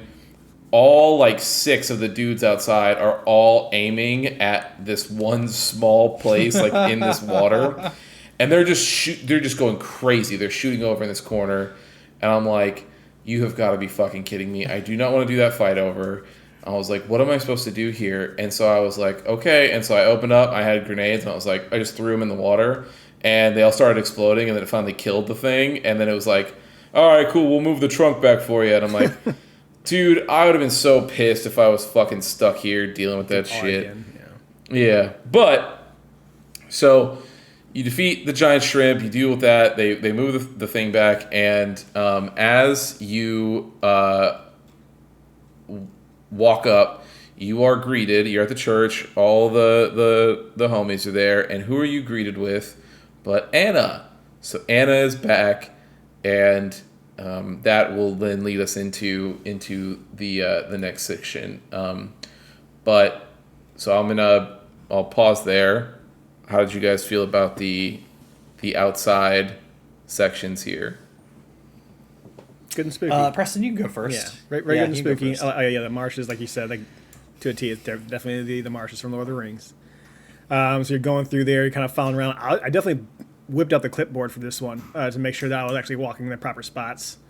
Fall into the waters a few times, but as long as you are in there for just a second, like you can still exit the water. You dip in for a second, you jump out, all of a sudden you'll hear it behind you. You'll see some splashes back there behind you. So you can dip into it for a second or two, but going through there, checking out the little extra spots here and there, and then definitely got the jump scare from that fucking plane scenario. Like I'm going there, tap on the gas thing, and all of a sudden it jumps. I'm like, God damn it, fuck shit. And then I see it kind of at the doorway of that plane. Like that's when I shot it a few times, but I think it just ended the cutscene anyways, or ended the scenario. Got through there. I was doing all right at that end part. I just felt it went a little bit too long for me. Like I used every one of my grenades, every one of my mines. Pretty sure one of my weapons was out of ammo. I'm like, okay, this is like, am I not shooting it properly? Am I not doing it right? But it just takes a long time. It's a big one. It's a big mama shrimp. So you just want to and it has that they have the armor in the front that makes them take like no damage. So you have to make sure you're hitting it proper. So it took a little longer than I would like, but I did get through it. So I didn't run out of ammo or anything like that. But it was good. I liked it a lot. Very very spoopy. A good different like change as far as like your environment. You're not in the subway metro anymore. You're now in the marshy kind of areas. Yeah. I like it. I am clearly playing this game wrong, and I played the last game wrong too. I have yet to use a single grenade. Well, it probably has. Yeah, but okay, yes. It's choice. No, I'm not saying that like I kill things easier. Like I actually ran out of almost all ammo and all guns in that fight. Oh yeah, number one. Because like I don't even know that I know how to use the grenades in the game. I know how to use the knives. I use the throwing knife, sneak around, but like you have to swap it. It's the same thing as the knife. It's the same way. Yeah. So you hold triangle or Y, and that will bring up your like the full like weapon menu, and then you can switch from the knives to either the grenades or the mines with the D-pad. I I'm stocked up on them. I was in the first game we played too. I have yet to use them, which is such a pain in the ass because there are 2 parts that we're going to talk about here in a few minutes that I absolutely should have used them, which would have been smart. And like, I don't. I just fucking waste all my bullets and like run Just around. forget, yeah. So no, I know they exist. I just don't know where they're at. Like, I don't know what to do because I'm an idiot. But I thought the path and everything, I navigated that perfectly fine. I liked the plane part.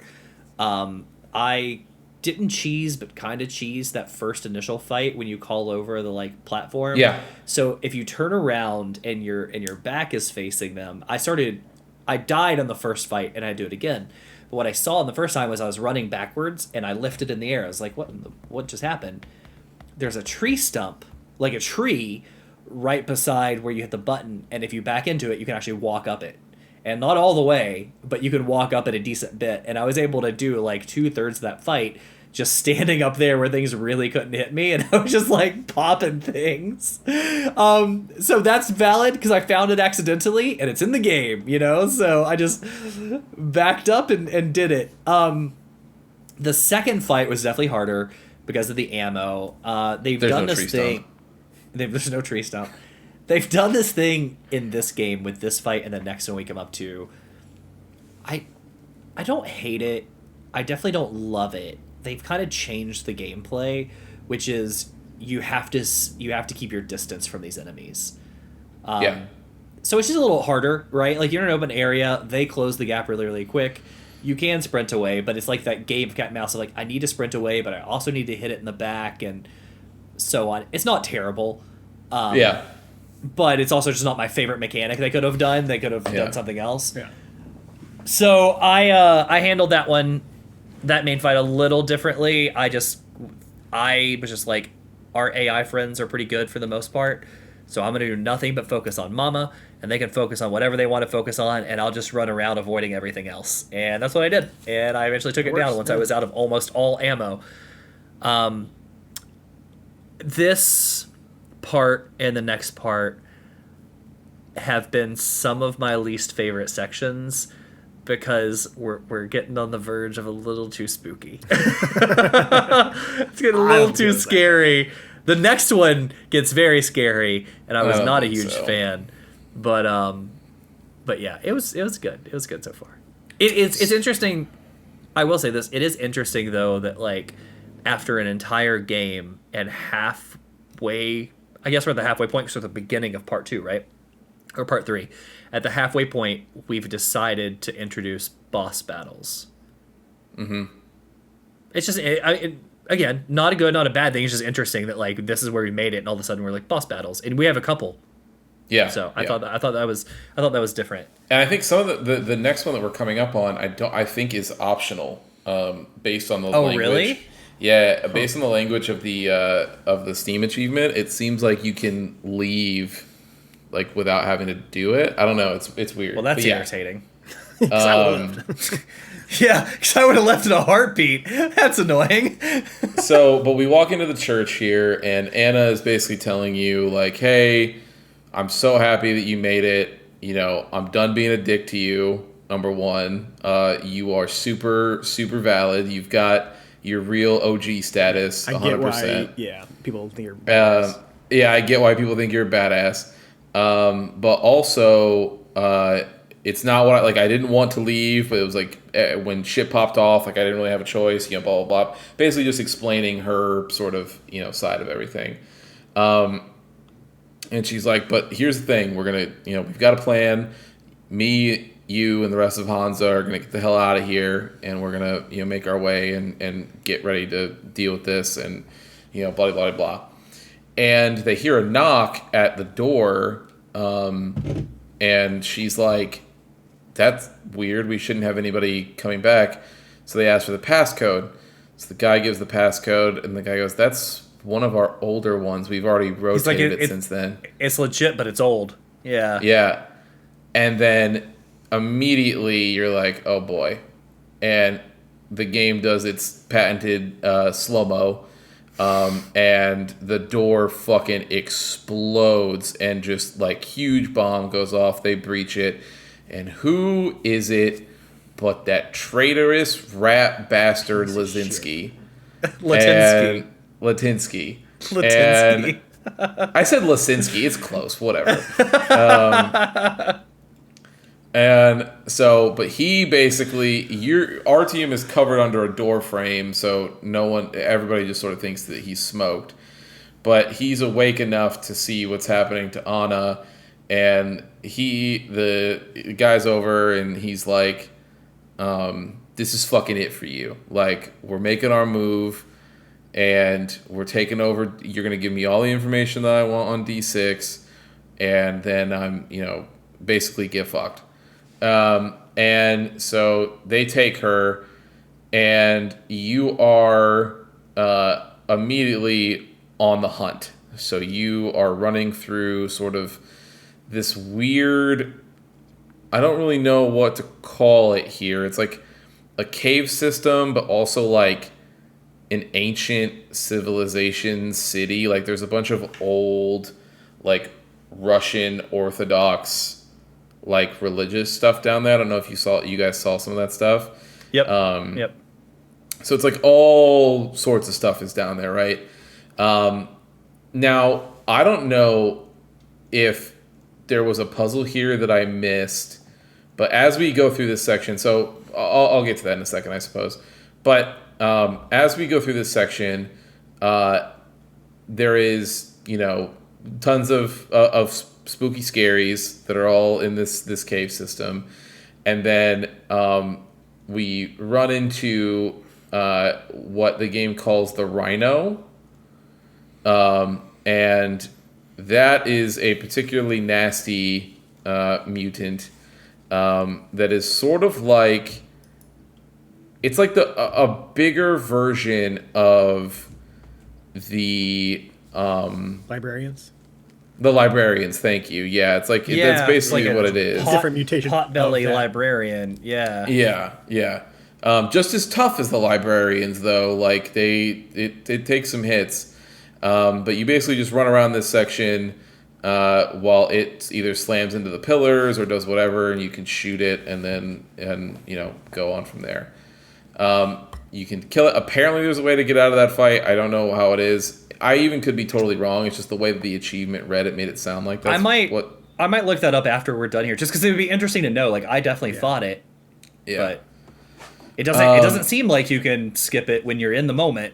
I don't think so either. It's just, and it very well could just be like a localization thing for the achievement stuff. So it very well totally could be that. Now, did you guys find the puzzle? I don't even know if it was a puzzle, but did you guys find the section in there where there's like candles that you can light with the lighter? And they will sort of brighten up some paintings. On the wall? Yeah. I did some. I don't know if I found all of them, but I definitely did some. Oh. Did you? I only found 2. How many did you find? 3? To light? To actually... there was 3 candles, or there was 3 places, or 3 like candlesticks, but only 2 of them had things I could light. Yes, sorry. Yeah. The one in the middle Okay. didn't do it. So that's it. That's all you found as well. I don't know what that's about. But it certainly seems like there's a puzzle there. Because it's like 3 doors, right? Or like 3 pathways in the paintings. It was very weird. Yeah. Yeah, and so I was like, for sure there's something weird here. And then nothing happened. I was like, okay. And I just moved on because I was like, if you don't want to reveal to me your secrets, door, then there's nothing I can do about it. But yeah, so... You're sitting there yelling, friend, let me yes, enter! Friend! Yes. Gandalf sent me. But yeah, so you get through that section, and as soon as you drop in, as soon as you go into the next, you drop into basically like another part of the metro, right? Like a city. And as you climb the ladders and you're going through these vents, Anna is there. She's cuffed up, and they are basically talking up. Some soldiers are basically saying like, "Hey, move her to the fucking interrogation room. Let's go." And she's complaining to him like, "Get your fucking hands off me," blah blah blah. And they're just like, "Shut up. We're gonna interrogate you." Yada yada yada. As you get farther down the vent structure, there's some soldiers and they have some people hidden up, like lined up against a wall, basically. And they are asking them a bunch of questions, like, oh, you're infected, you've got this, or something like that. And they're like, but we're not even sick. Like, we're not even coughing. And they're like, nope, you're infected. And they just fucking light them up. And now, this is another timing thing. You can save one of the, not save, but you can stop one of these guys from getting full on executed. Did either of you stop him from dying? I didn't know that there was not dying, but yeah. So if you get in there quick enough, there's one of the soldiers on the right side just sort of like sprays and prays and just catches the dude in the stomach a bunch. And so he's sitting up against the wall, and they're like, the one soldier makes a comment of like, dude, you can't fucking hit shit. Even when it's right in front of you, you can't hit anything. Like, fucking shoot this dude so we can move on and put him in the burn pile and blah, blah, blah. And the guy says something along the lines of... I did not save him. Yeah, and the guy something's like, fuck you, blah, blah, blah. So if you hop down there and you kill those two before they have a chance to execute him, the guy is alive for just a little bit longer, and you do get a karma point. He still ends up dying, but you talk to him, and he's basically like, we were not sick until the Reds showed up. Do not let anybody... they released something here, and then used that as a pretense to invade us. We were, this didn't happen until they showed up. So, and he's like, it was the Reds, and he goes, bleh, and then he dies. So, with that information, right, it's clear that we have now upgraded to chemical warfare. And you find out later on about this too. If you don't, no matter what, you'll find out about it. Which I thought was a very good turn in this part. Of the story. Yep, I agree. Really liked it.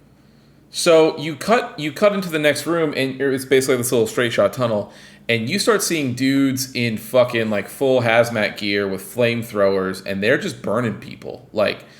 There's one that's like, oh, one's still alive, and the guy's on fire, screaming basically as he's running away from the giant burn pile, and they shoot him, and then it goes on, and you're just like, oh, dude, you guys all have to go. There is no, I'm not even worried about pressing the knockout button. Every single one of you is either catching a knife or a bullet. Do you remember how I said the first playthrough I went through stealth everything? Yeah. As soon as I got from this point on to the rest of this playthrough, I was straight up SEAL Team 6 guns off safe. Yeah, I don't care. Everybody. I was like, I'm not gonna go guns blazing until I get caught. So all I'm gonna do is just be silent death. But it was all throwing knives. I'm just like bang, bang, bang, bang, bang, bang, bang, and then if someone's like, what the fuck? Then I'm like, all right, machine gun, and I'm just like, it's time, and we're gonna let it rip. But yeah, so dude, you go through this section, and this was actually one of the really most well-designed sections, in my opinion, where everything is telling a very gruesome and bad, but it's telling a story. This whole city essentially got hit with a virus, and then then they use that as an excuse to invade and say we're saving the metro, quote unquote, by wiping out this infection, but you caused it, right? So it's just a pretense for an invasion. And as you go through and kill these dudes, you get up to a section where you sort of drop underneath some floorboards and you pop out, and one of the guys is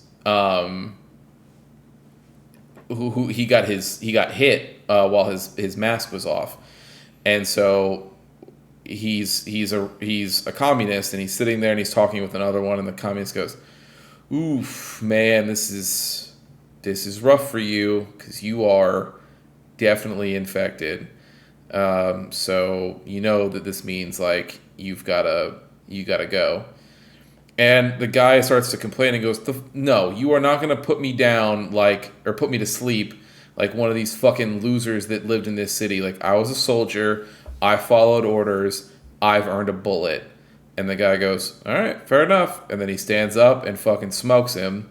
Now, I don't know if you guys saw the other way that this can play out, but two different things can happen. So if you let him smoke him and then you kill the guy, you get a karma point. Your other option is to kill the guy, before you kill the guy with the gun, so kill the dude that's in the suit still, and the guy who you save, quote unquote, looks over at you, raises the alarm, and then scrambles to his feet and grabs a gun and is like, if it's the last thing I'm gonna fucking do, I'll kill you. Like, because he's still loyal to the cause, even though, you know, whatever. So he starts shooting, and it's just like in random stuff, right? Like, he can't shoot right, but he's just shooting everywhere. So you have to kill him, and then the whole base is on alert, and then you fight through them. I wanted to see what would happen, so I did that, but then I loaded back and did it the Karma Point way. But it was still, I think it's really, sometimes they work, sometimes they don't, but I really appreciate those little subtle things that this game will change up for you and allow something full on different to happen. Yep. In this style of game, right? It's really cool. But yeah, so you go through the rest of this section, and as you make your way through, it is getting more and more dire as far as the infection is concerned, to the end where you are basically the whole place is on fucking fire. I thought you could hurt yourself in that fire, but luckily this game, being very forgiving, did not hurt you because there's so much fire you can't help but in some there's nothing you can do. Yeah. So I appreciated that. Right? Yeah. That was I nice. agree. Frustrating. Yeah, I probably found it was frustrating in gameplay. Like, okay, let's just turn the fire damage down in here or off. Yeah. Force damage is never good. So I agree. But you open the door into the final section here, and Anna is being held captive, and Latinsky is there, and he's like, if you come another fucking step forward, I'm gonna shoot her. So, don't do anything fucking stupid, and as a matter of fact, do me a solid and take your mask off, and I'll let her go. She says, Artyom, don't do it. Fucking just ice this motherfucker. Who cares? So you have two options, obviously. I'll tell you guys how I went, and then we'll do a whole 2-section recap once I finish this. So my first thing was because I had the crazy assault rifle that I have. So the second I walked in, he was like, Artyom, don't move, and I had it aimed right at his head. I was like, bink! I didn't even wait. I was like, go fuck yourself. Same. He got 2 words out. Pop. So shot him. It breaks his glass. He rips her mask off and shoves her at you, and then it cracks your mask so that you both still get infected. You crawl out, and then Hans is up at the top, and they rescue you, and then you guys, the next section will play out the way it does.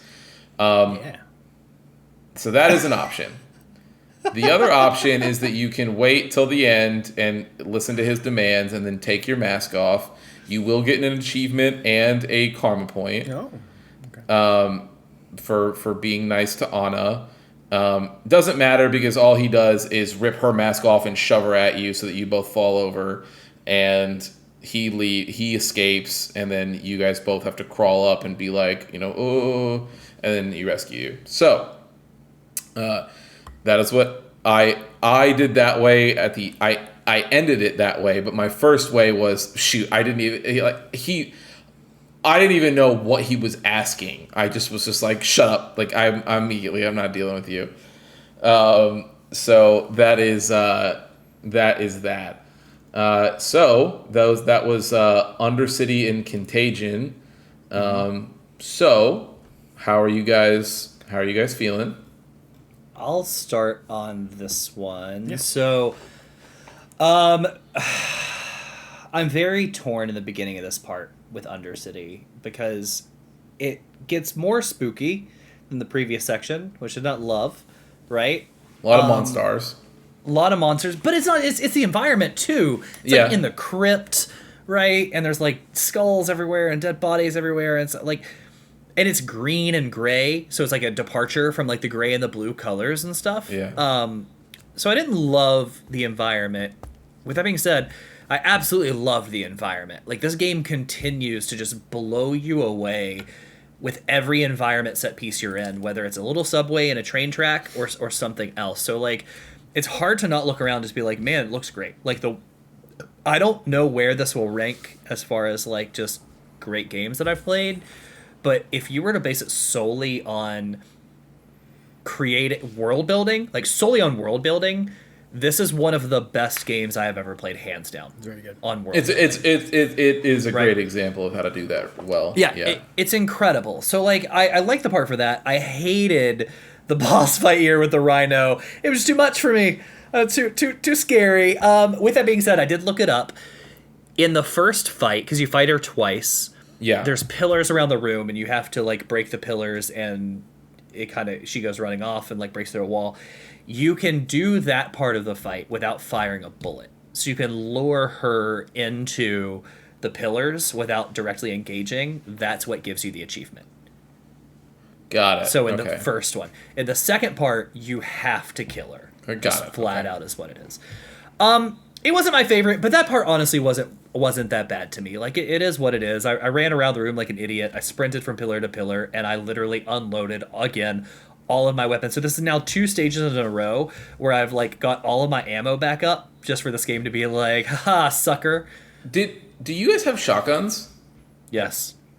I haven't ran into any ammo issues because for these bosses when they get in my face, I will run out of shotgun ammo, but but usually if I have a full thing of shotgun ammo, like it'll take care of all these. Like it took care of everybody in this whole section. What shotgun are you using? The double barrel one. So I upgraded my double barrel to a 4-barrel, which uses a lot of ammo. However, then eventually, I forget if it was now or earlier or where, but dude, I found that like machine gun shotgun. Yes. Gotta Yeah, get it's that. That really thing's good. that thing's not leaving me. Yeah. That is my life Yeah. now. So I had that, and that's how I made. So like the rhino fight was fine. It wasn't my favorite, but it was fine. It was the part after that I was getting spooky and frustrated at, when you had to wait for the elevator and you knew there were little alcoves beside of you, or you could save her for leading the you into elevator. the yes, yeah. And then when the no things are solaces jumping and the on no it, solaces yeah. are coming, and I'm like, wonderful. Like, and that just takes me back to like when I freaked out playing Silent Hill for the first time with like things in the elevator. I hated it all. But once you get out of there, and we get to the next part, which is where we were talking about Contagion. That part was good, but this is where I think the game for me started to turn, and it was back to the beginning because I'm fighting humans and I can fight humans, and I really liked it because the story starts to take off. So I love the idea that like somebody let this stuff go and are just trying to cover it up to perpetuate their war going on. But like you said, And we find out even some more insidious information about the virus in this next section. But yes, Yeah. go ahead. But from that moment, I have my decked out sniper pistol that is full blown silenced, and then I have my AK-47 that is also silenced with everything else. And from that moment where they were lighting people on fire and they killed people in that freezer or whatever, I was like, game on, fam. Who's hunting? And I was straight up like John Wicking everyone in this place. And it continues, and it gets even better when at the very end where there's like it gets even better later in a section when you're on another train. Yes, But like, yeah. I just have my sights this whole time from now until the end of the playthrough, head level, and just like popping. Everybody can get it. Yeah. Everyone can get it. So I really enjoyed the part. Same thing happened, like you said. As soon as I opened up and saw Litinsky, before he got a word out, I didn't even know he would ask you to take your mask off and there was karma points until we finished, and I went back to look at the like level stuff and like what could be. Yeah. That I saw there was an achievement for that because he didn't even get a word out. I kicked the door open and just pulled the trigger. Bam. Right? Done. Uh-huh. But yeah, this one is good. For me, it continues to get better throughout this playthrough because the story really picks up. But the world building and what they were doing in this area, lighting, like covering up this contagion and purposely like seeing what happens. I think this is maybe the one, or maybe it's the next part too. It might be the next part where they're talking about taking blood samples and tracking everything down and like. Yes, It it's just- the next section. Yeah, we'll get It to gets that. really good. It gets Yeah. really, really good here. So that's me. Yeah, no, I liked it. I love the level design of the whole crypt / like old town area. there's a little bit of the verticality there. You kind of go on bopping in and out. Rhino, kind of same thing with the last one, where it was like maybe a little more bullet spongy than I would actually enjoy. If it took a little less time to kill him, I probably would have enjoyed it a little bit better. But I just think it was just kind of giving a little too much health, and maybe make it to where you have to make him run through the pillars of stone or something like that. Like something maybe a little more gamey to like do more damage to him if you need to, but just pulling him full of bullets and stuff like that, I just felt like it was a little much. But the whole level design of that section I loved. Definitely doing the whole John Wick thing, like you guys said, SEAL Team 6 bullshit, to where it's like, I'm going to be sneaking around here, I'm popping all the lights, I'm turning the lights off as I go through it as much as I can to go through it, because this game makes you feel like a badass when you're going through there and you're just taking out the lights. You can take out all the lights that are in the area except for those, like, I guess it's a phosphorus light, I think, the blue light that's happening. Or whatever. Yeah, there's some lights you can't do anything with. You can't just shoot those out, so you got to come up and take those out. But it's that was a whole lot of fun with that area. Did get to the end to where it was she's being held at gunpoint or knife point. I think it was knife point at the time. But at first I did the whole thing, same thing Christian, like, okay, well, I can easily aim very well at his head. So I'm like, fuck this. So I shot him, and then all of a sudden she gets pushed at it. She's like, what did you do? And like, you can't breathe. And I'm like, oh, I fucked up. Like, I shouldn't have done that. I'm like, okay, let's reload the checkpoint real quick. Let's see what happens if we go a little bit further with it. And he starts the countdown. I'm like, no, we're not doing this. Okay, shoot him. So I ended up shooting him, and then you go up. I'm like, man, did I fuck this up? So I kind of let the cutscene play out a little bit more. They really kind of lead you on to think that you messed up by doing that, because like you are like at death's door by the time you get up to the top of that stairs.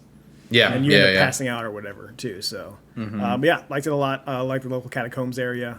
Definitely good some gunplay there as far as sneaking around too. Yeah. Just so you guys know, too, I looked up.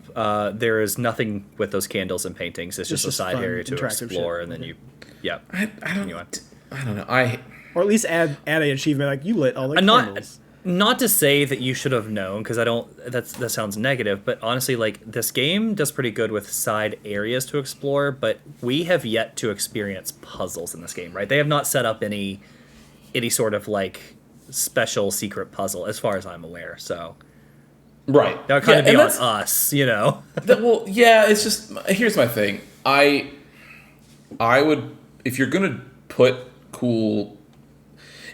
stuff like that in, that's very clear, would make somebody go like, oh, what's going on over here? Do something, like, have like something open up, and then have like a little chest, and then have it have like a bunch of bullets in it or something. Or just don't have it. Or just don't have it, exactly. Or, if you had those candles lit already, right, and it was just like, here it is. But I would just have assumed that it was just part of the environment, and I would have moved on, right? But like, if you're not gonna have, if you're gonna put that in there, you should. If you're gonna allow the player to do that, you should put something in there for the player. Sure, a reward. Yeah. Yeah. All right. So then so I'll go through these last three because they're all sort of connected as far as story is concerned, and then we'll do our wrap up. So who do we see in this section? Well, actually, first, I was gonna say, are you skipping the best part of this whole part? Yeah, I super am. Yeah. So Artyom wakes up and Anna's there, and she's like, "Oh, thank God you woke up. I was super worried that you weren't gonna wake up." But during this time, did your guys' character model have like the piece of clothing like off of her shoulder with like a whole like tit out and everything? Okay, I didn't know if it was just my character now. No, that was definitely. That was definitely supposed to happen, because it starts off where she has it on and it's like it's kind of billowing, like it's starting to fall off. Yes. And then like as it progresses, it just is like on sliding and then off. So it was definitely supposed to. I thought it was off the entire time. It's supposed to happen. It was fan service just for us Prestons, all it was. Fair enough. And the entire time, girl, I can't hear anything you're saying right now. Sorry, what? Titty what? But so you're sitting there, and it's all that money and those jiggle effects, man. I know. So she's basically being like, I can't believe you saved me. You're so awesome. You're so cool. Everything. And yeah, and then Preston's like, I know, I'm so cool. I'm so cool. And that's right. Yeah. To be fair, Preston and I said in the very beginning, I think you weren't on, but like we were loading up for one of the record sessions, like on the first playthrough, and we were talking about it. We're like, look, Anna's playing hard to get, but we know what's going to happen by the end of this game. We know like what's we were gonna talking happen. about it. Like, yeah. So- Like, look Yeah. at my You know. booty going up the stairs, but the ladder or something. I'm like, you know I'm gonna get Yeah. that ass. So she's like, she says something to the effect of, I need you to fucking touch me or something, or hold me or whatever it is.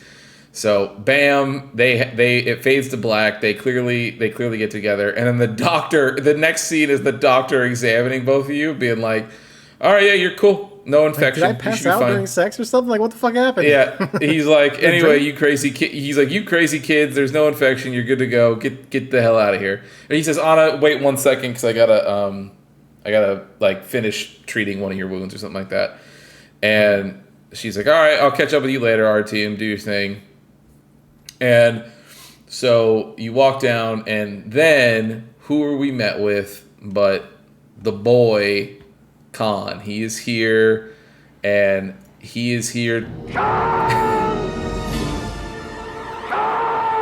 as is mandatory. That's mandatory. And he is here as his job to drop some serious fucking knowledge bombs on us. And he is basically talking about, everything that's happened, plus, hey, we gotta find the kid. Like, we have to find the kid. Mm-hmm. We have to right this wrong. We've got this thing can make miracles happen, all sorts of other shit. Like, we got to figure out where it went. And we got to get after it. As you guys are walking through this little hospital in this city, though, or this quarantine area that Hansa has set up, again, more just fucking like stellar world building is popping off here, where you see all of these like sort of. It's kind of like, I'm trying to think of it. I think it was in. I got like 28 days, 28 weeks later, kind of like yeah, vibes it's to like that. What's the Yeah. What's the Cloverfield? Cloverfield Yes, was the exactly movie where like there's that, there's the section where the government has like those fucking little plastic curtains set up, and then people just like somebody just fucking explodes behind one, and you're like, oh shit, like what?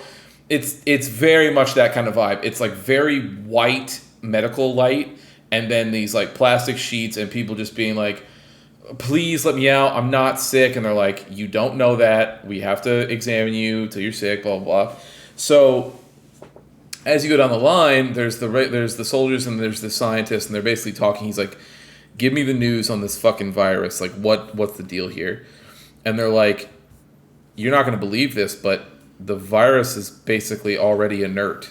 Like, there's like people who get infected from today on might have a cough for a couple days, and then they'll be fine. And after that, there will be nothing. They're like, they have chemically engineered this weapon to basically murder a whole town, like make the symptoms seem ungodly terrible. They'll go in, do the cleanup, and then within 5 days, everything's fine. And there's no lingering effects whatsoever. But they will have gotten basically what they wanted out of it.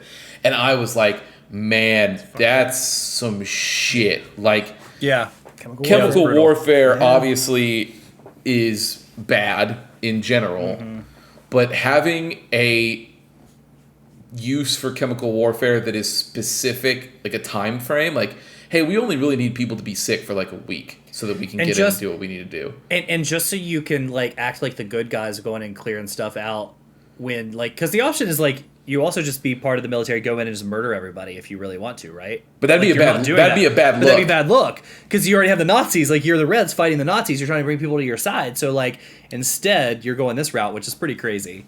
Yeah, dude, and so it was just like this extra information that you're sitting there and you're just like, oh damn, like you guys are really, really fucking going for it.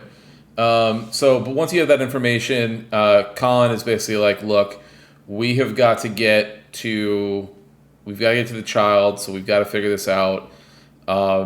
We need to go. We don't have time to wait for everybody. Like people, there's other missions that these people can go do, but we got to go do this together. And so of course, that is exactly what we do. So we leave with Khan, and he is telling us that we are basically on our way to we're trying to make it towards the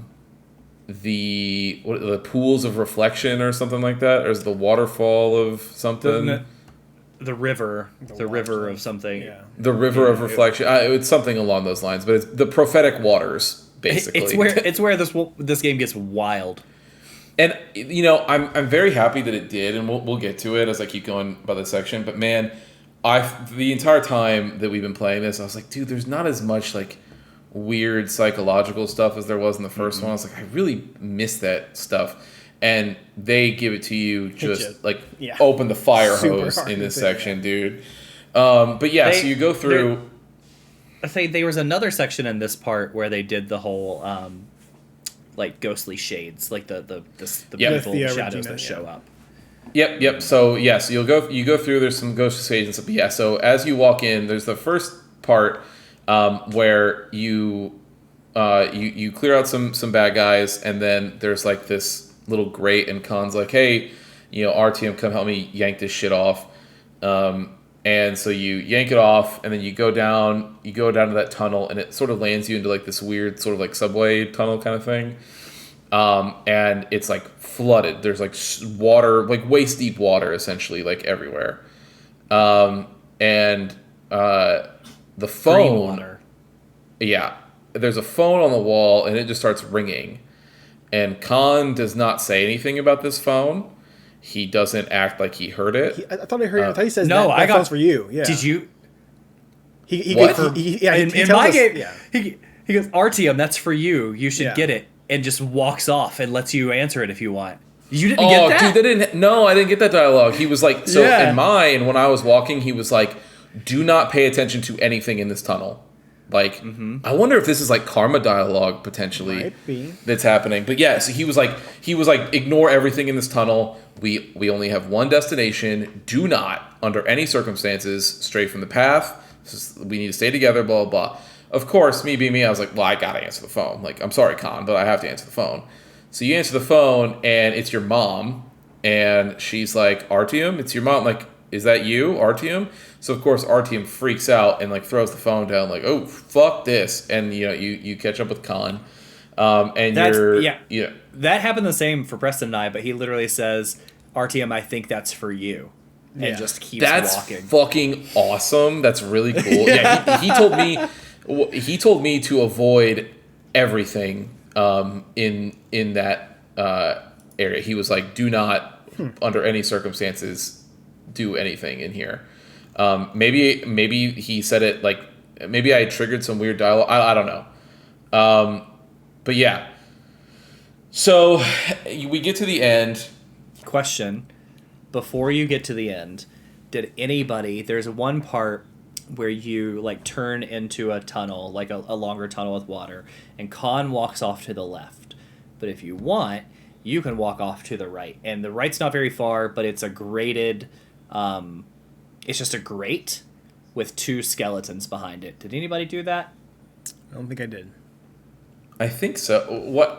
Bro, I almost turned this MFN game off. Is that the jump scare that happens? Yeah. Okay. The skeletons literally look at you like they're soldiers. They're like dead soldiers, complete skeletons. So I walk over and you can see they're like kind of skeletons. You're like, that's weird. So I hit my flashlight or my lighter and I light it up, and they both just go like, and like put the hand. Like it's bright. It's too bright. Yeah. Yes.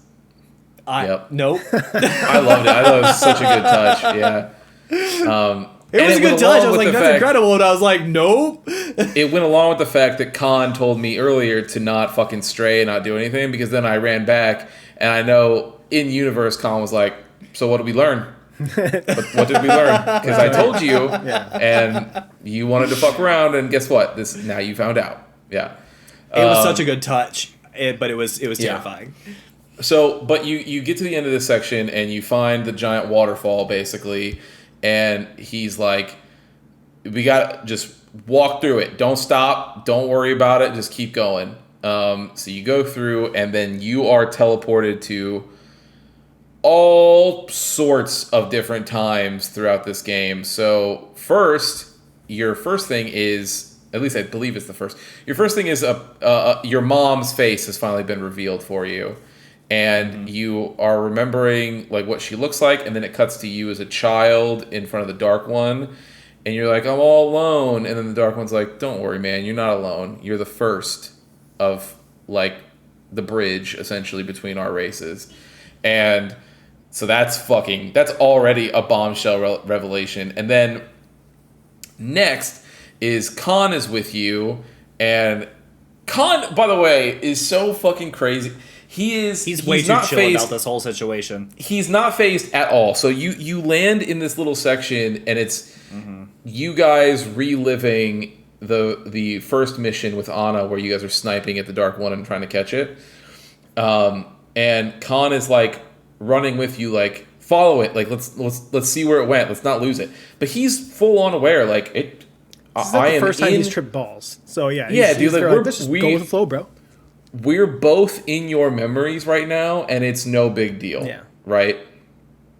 So you go through all these different hallucinations with Khan, and Khan is not only is he not freaking out, but he's also not missing a couple times to take some digs at you, where he's like, dude, you really fucked their home up. Like, you see what you did? Yeah. It is all on fire. Like, you fucked them. Like, it's pretty bad. He's probably the last one alive, but okay. Like, I hope you feel bad a little bit. But then, like, so you run through and you figure out the location of the Dark One, and you realize that they've loaded it on the train and it is bound for somewhere.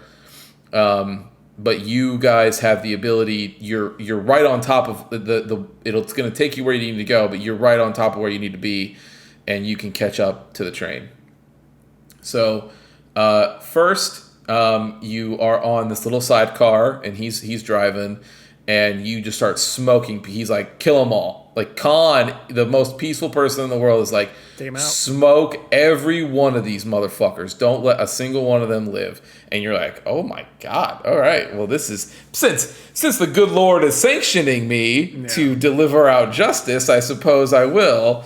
And so you're in a full on like gun battle across like two basically railways, and and so as you kill them, then Khan is like, all right, man, the tracks are about to meet up, jump. Like, when I say jump and get on, this is your opportunity. Do not stop running until you find the kid. Like, don't stop. And so you run down the train, you start killing everybody, and then as you go through, and this is sort of what we were talking about, Alex, which is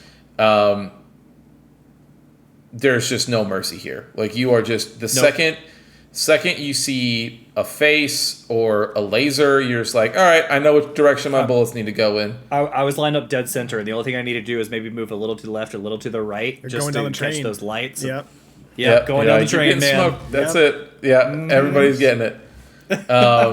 So you smoke everybody, you get to the end, and we find the child, and he also gives us a helping of psychic goodies. And at the end of that, he passes out, and Artyom sort of has him in his hands, and he realizes, like, okay, he's not dead, but we got to get out of here. And you open up with the train has stopped, and you're with Khan, and then that is sort of the cliffhanger that we leave on for this final part, where we're going to end up finishing the game next time. So, but yeah, so that is what has happened so far. Where are you guys at? I like this end section. This is probably my favorite section of the game so far. The whole quarantine section was a super departure from what we've seen so far, whether it's a metro section or outdoor section. This is super duper different. And then going through that, the whole story as it unfolds, as you're walking through there, the environment, the world building, like we've talked about over multiple times before, it's just fucking brilliant here. And then going forward, going through the whole trippy scene, going through the waters, was very well done. Nice change of pace. You're not running and gunning anymore. You're not trying to stealth kill. And then, like I said, the whole Indiana Jones scenario happens to where you're on the cart, you're shooting the dudes on the other cart. Very, very cinematic. You jump to the other train. Like Alex said, I got one direction to go down this train, and I'm just going to hold up my gun the entire time. If anyone wants to pop out, they can fucking catch some. So it's like anytime they pop out, pop, pop, pop, pop, as you're going through, just killing it as I go through. And then the nice little section at the very end where you get more of those little psychic flashes from the little kid. And then I don't know, did it just stop there, or I can't remember. I think at the very end of that is when the train crashes. Or is that the next part that happens? I can't remember. It's been like weeks since I played it.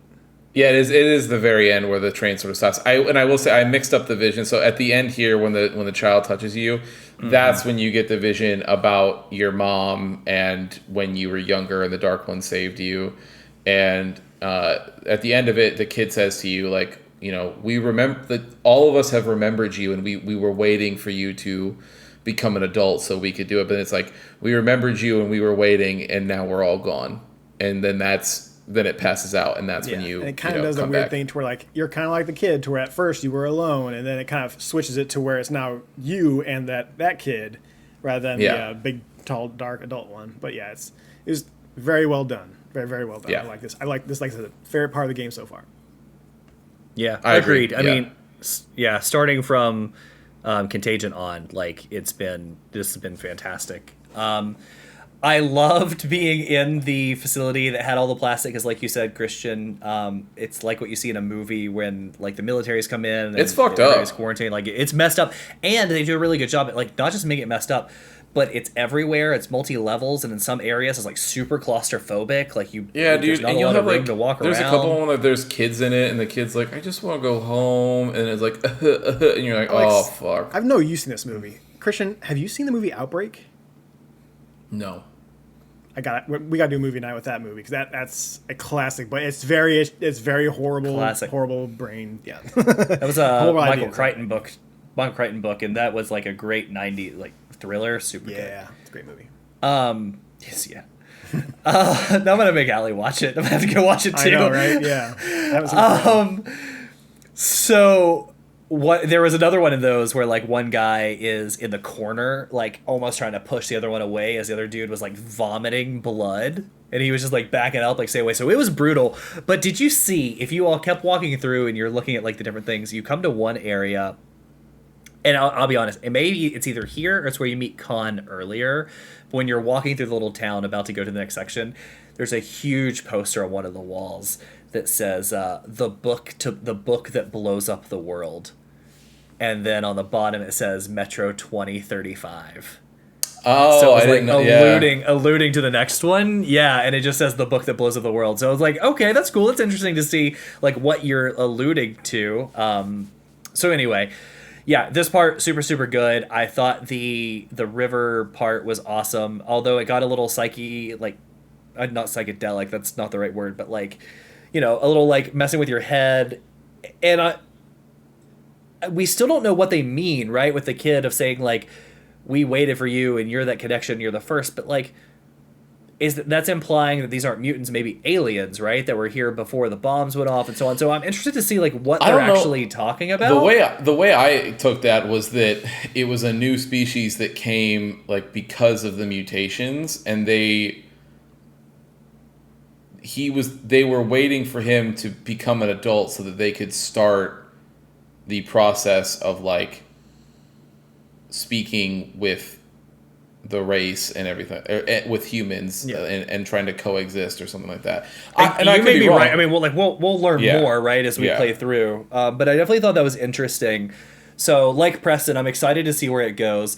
I'm glad that I missed your stream, because, like, I was happy to play through all this without being spoiled. Anyone else can feel free watching the B-roll streams, but you two should not watch the stream. So yeah, I'm glad I missed it. So yeah, I am feeling really good.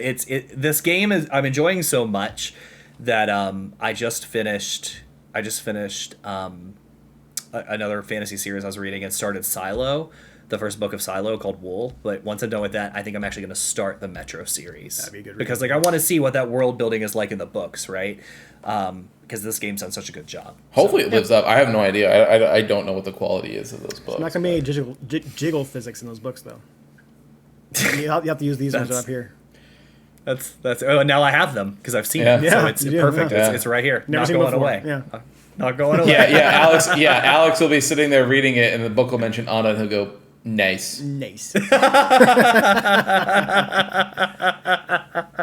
Let's say, ooh, girl, I know what's coming. And it won't be me. So anyway. Oh, hiyo. So, yeah, that's where I'm at. But that brings us to the end, yeah? So we're going all the way to the end next That's playthrough. it. That's Yeah, gonna so be this it. will be about similar length as far as number of chapters that's left. Okay. So we will, we're going to finish it up, and then it'll be time for whatever Alex decides. He doesn't figure even it out. know. He doesn't even These- know. I tell you, these chapters are so goofy because, like, you know, Preston, you finish, you're like, oh, it'll take me 2 hours. So I knew what to expect, right? But you truly never know what to expect because none of the game chapters match up with what we see, like, on the list Yeah. of names. Which almost makes me wonder if maybe they're, like, book chapter titles and they brought them Maybe. over. Maybe it's a translation thing between, like, the game in And Russia there is or what's wherever funny it's though here, is but- that if you open up the diary, like the diary has the chapter names that you're used to or that are supposed to be there. So it's like, but then why just pick So, one? Like it makes I no don't sense, know. but some of these chapters are like the Contagion one that take like 35 minutes to go through, and even longer if you're going stealth. But then others are like, I don't know, the river one that's like 3 minutes long. Yeah. It's like, through the river and done. You're like, okay. So Fair this enough. final Moving right playthrough. along. Yeah. For those of you that are listening and also going to finish this game with us, good luck. We hope you enjoy it. The playthrough could be 35 minutes long, or it could be 2 hours long. Probably 2 hours long. Yeah. It's the end. I'm sure there'll be some extra stuff there. So Yeah, I don't know if you guys have looked. This is just a side note, because I am not trying to do any of this, but I've looked at the points, the karma points. The first game had like 7 or 8. Dude, this game has like 6 per section. There Yeah, are there's so so many karma points you can get. Like when I was looking up the puzzle stuff that we were talking about earlier, like about the candles and whatnot. They'd be like, oh, when you fall out of the elevator, if you then shoot at the No Solace like group running around, it'll deduct a point. You're just like, why? What? Why? What is the reason? Like, there's just so many random karma, I non-karma. don't know, man. I will say the whole karma point system and multiple enemies is the solely probably my biggest gripe with the game. Is I'm just like, okay, I guess. Well, back Who in the cares? day, I like it. once you play a game I multiple actually- times. Yeah. I actually like it for things that make sense, and even honestly, some hidden things like Preston's playing a game to get the teddy bear that he returned to the kid. Right? They're like, I missed because I just know, like, But- if it makes it like give money to a person begging or do that, like that I actually like. But when it's the random ones that like, But that's the thing is Don't all shoot those us. things all those things could still be in the game without having a karma system tied to it that dictates your ending. Like those can all still be nice things. Like you can be like, oh, I'm gonna help this person and get extra world building and content, or I'm gonna get the teddy bear for this kid and everything will be fine. But it's like it shouldn't be ending. It should be dialogue. In other games, right? When you're a dick, they like people know you as a dick. You walk Sure. it down, they're like, Yeah, oh, here yeah. comes big guy walking through, right? But like, yeah, and I'd be fine with that too. That'd be that's fine what as it well, should be. But So anyway, Yeah. we're coming up on the end next week. I will announce what game we're gonna play for me, and yeah.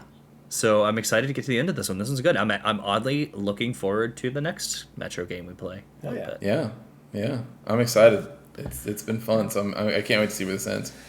All right. Okay, everybody. Well, thank you for hanging out with us on another episode of The Testing Room. Again, if you didn't get a chance, go back and listen to Christian joining Two Worlds Pod on Anime Boys. So check that one out. And yeah, Absolutely. with that, Preston, you know what to do. Hit it. Thank you for listening to another episode of The Testing Room.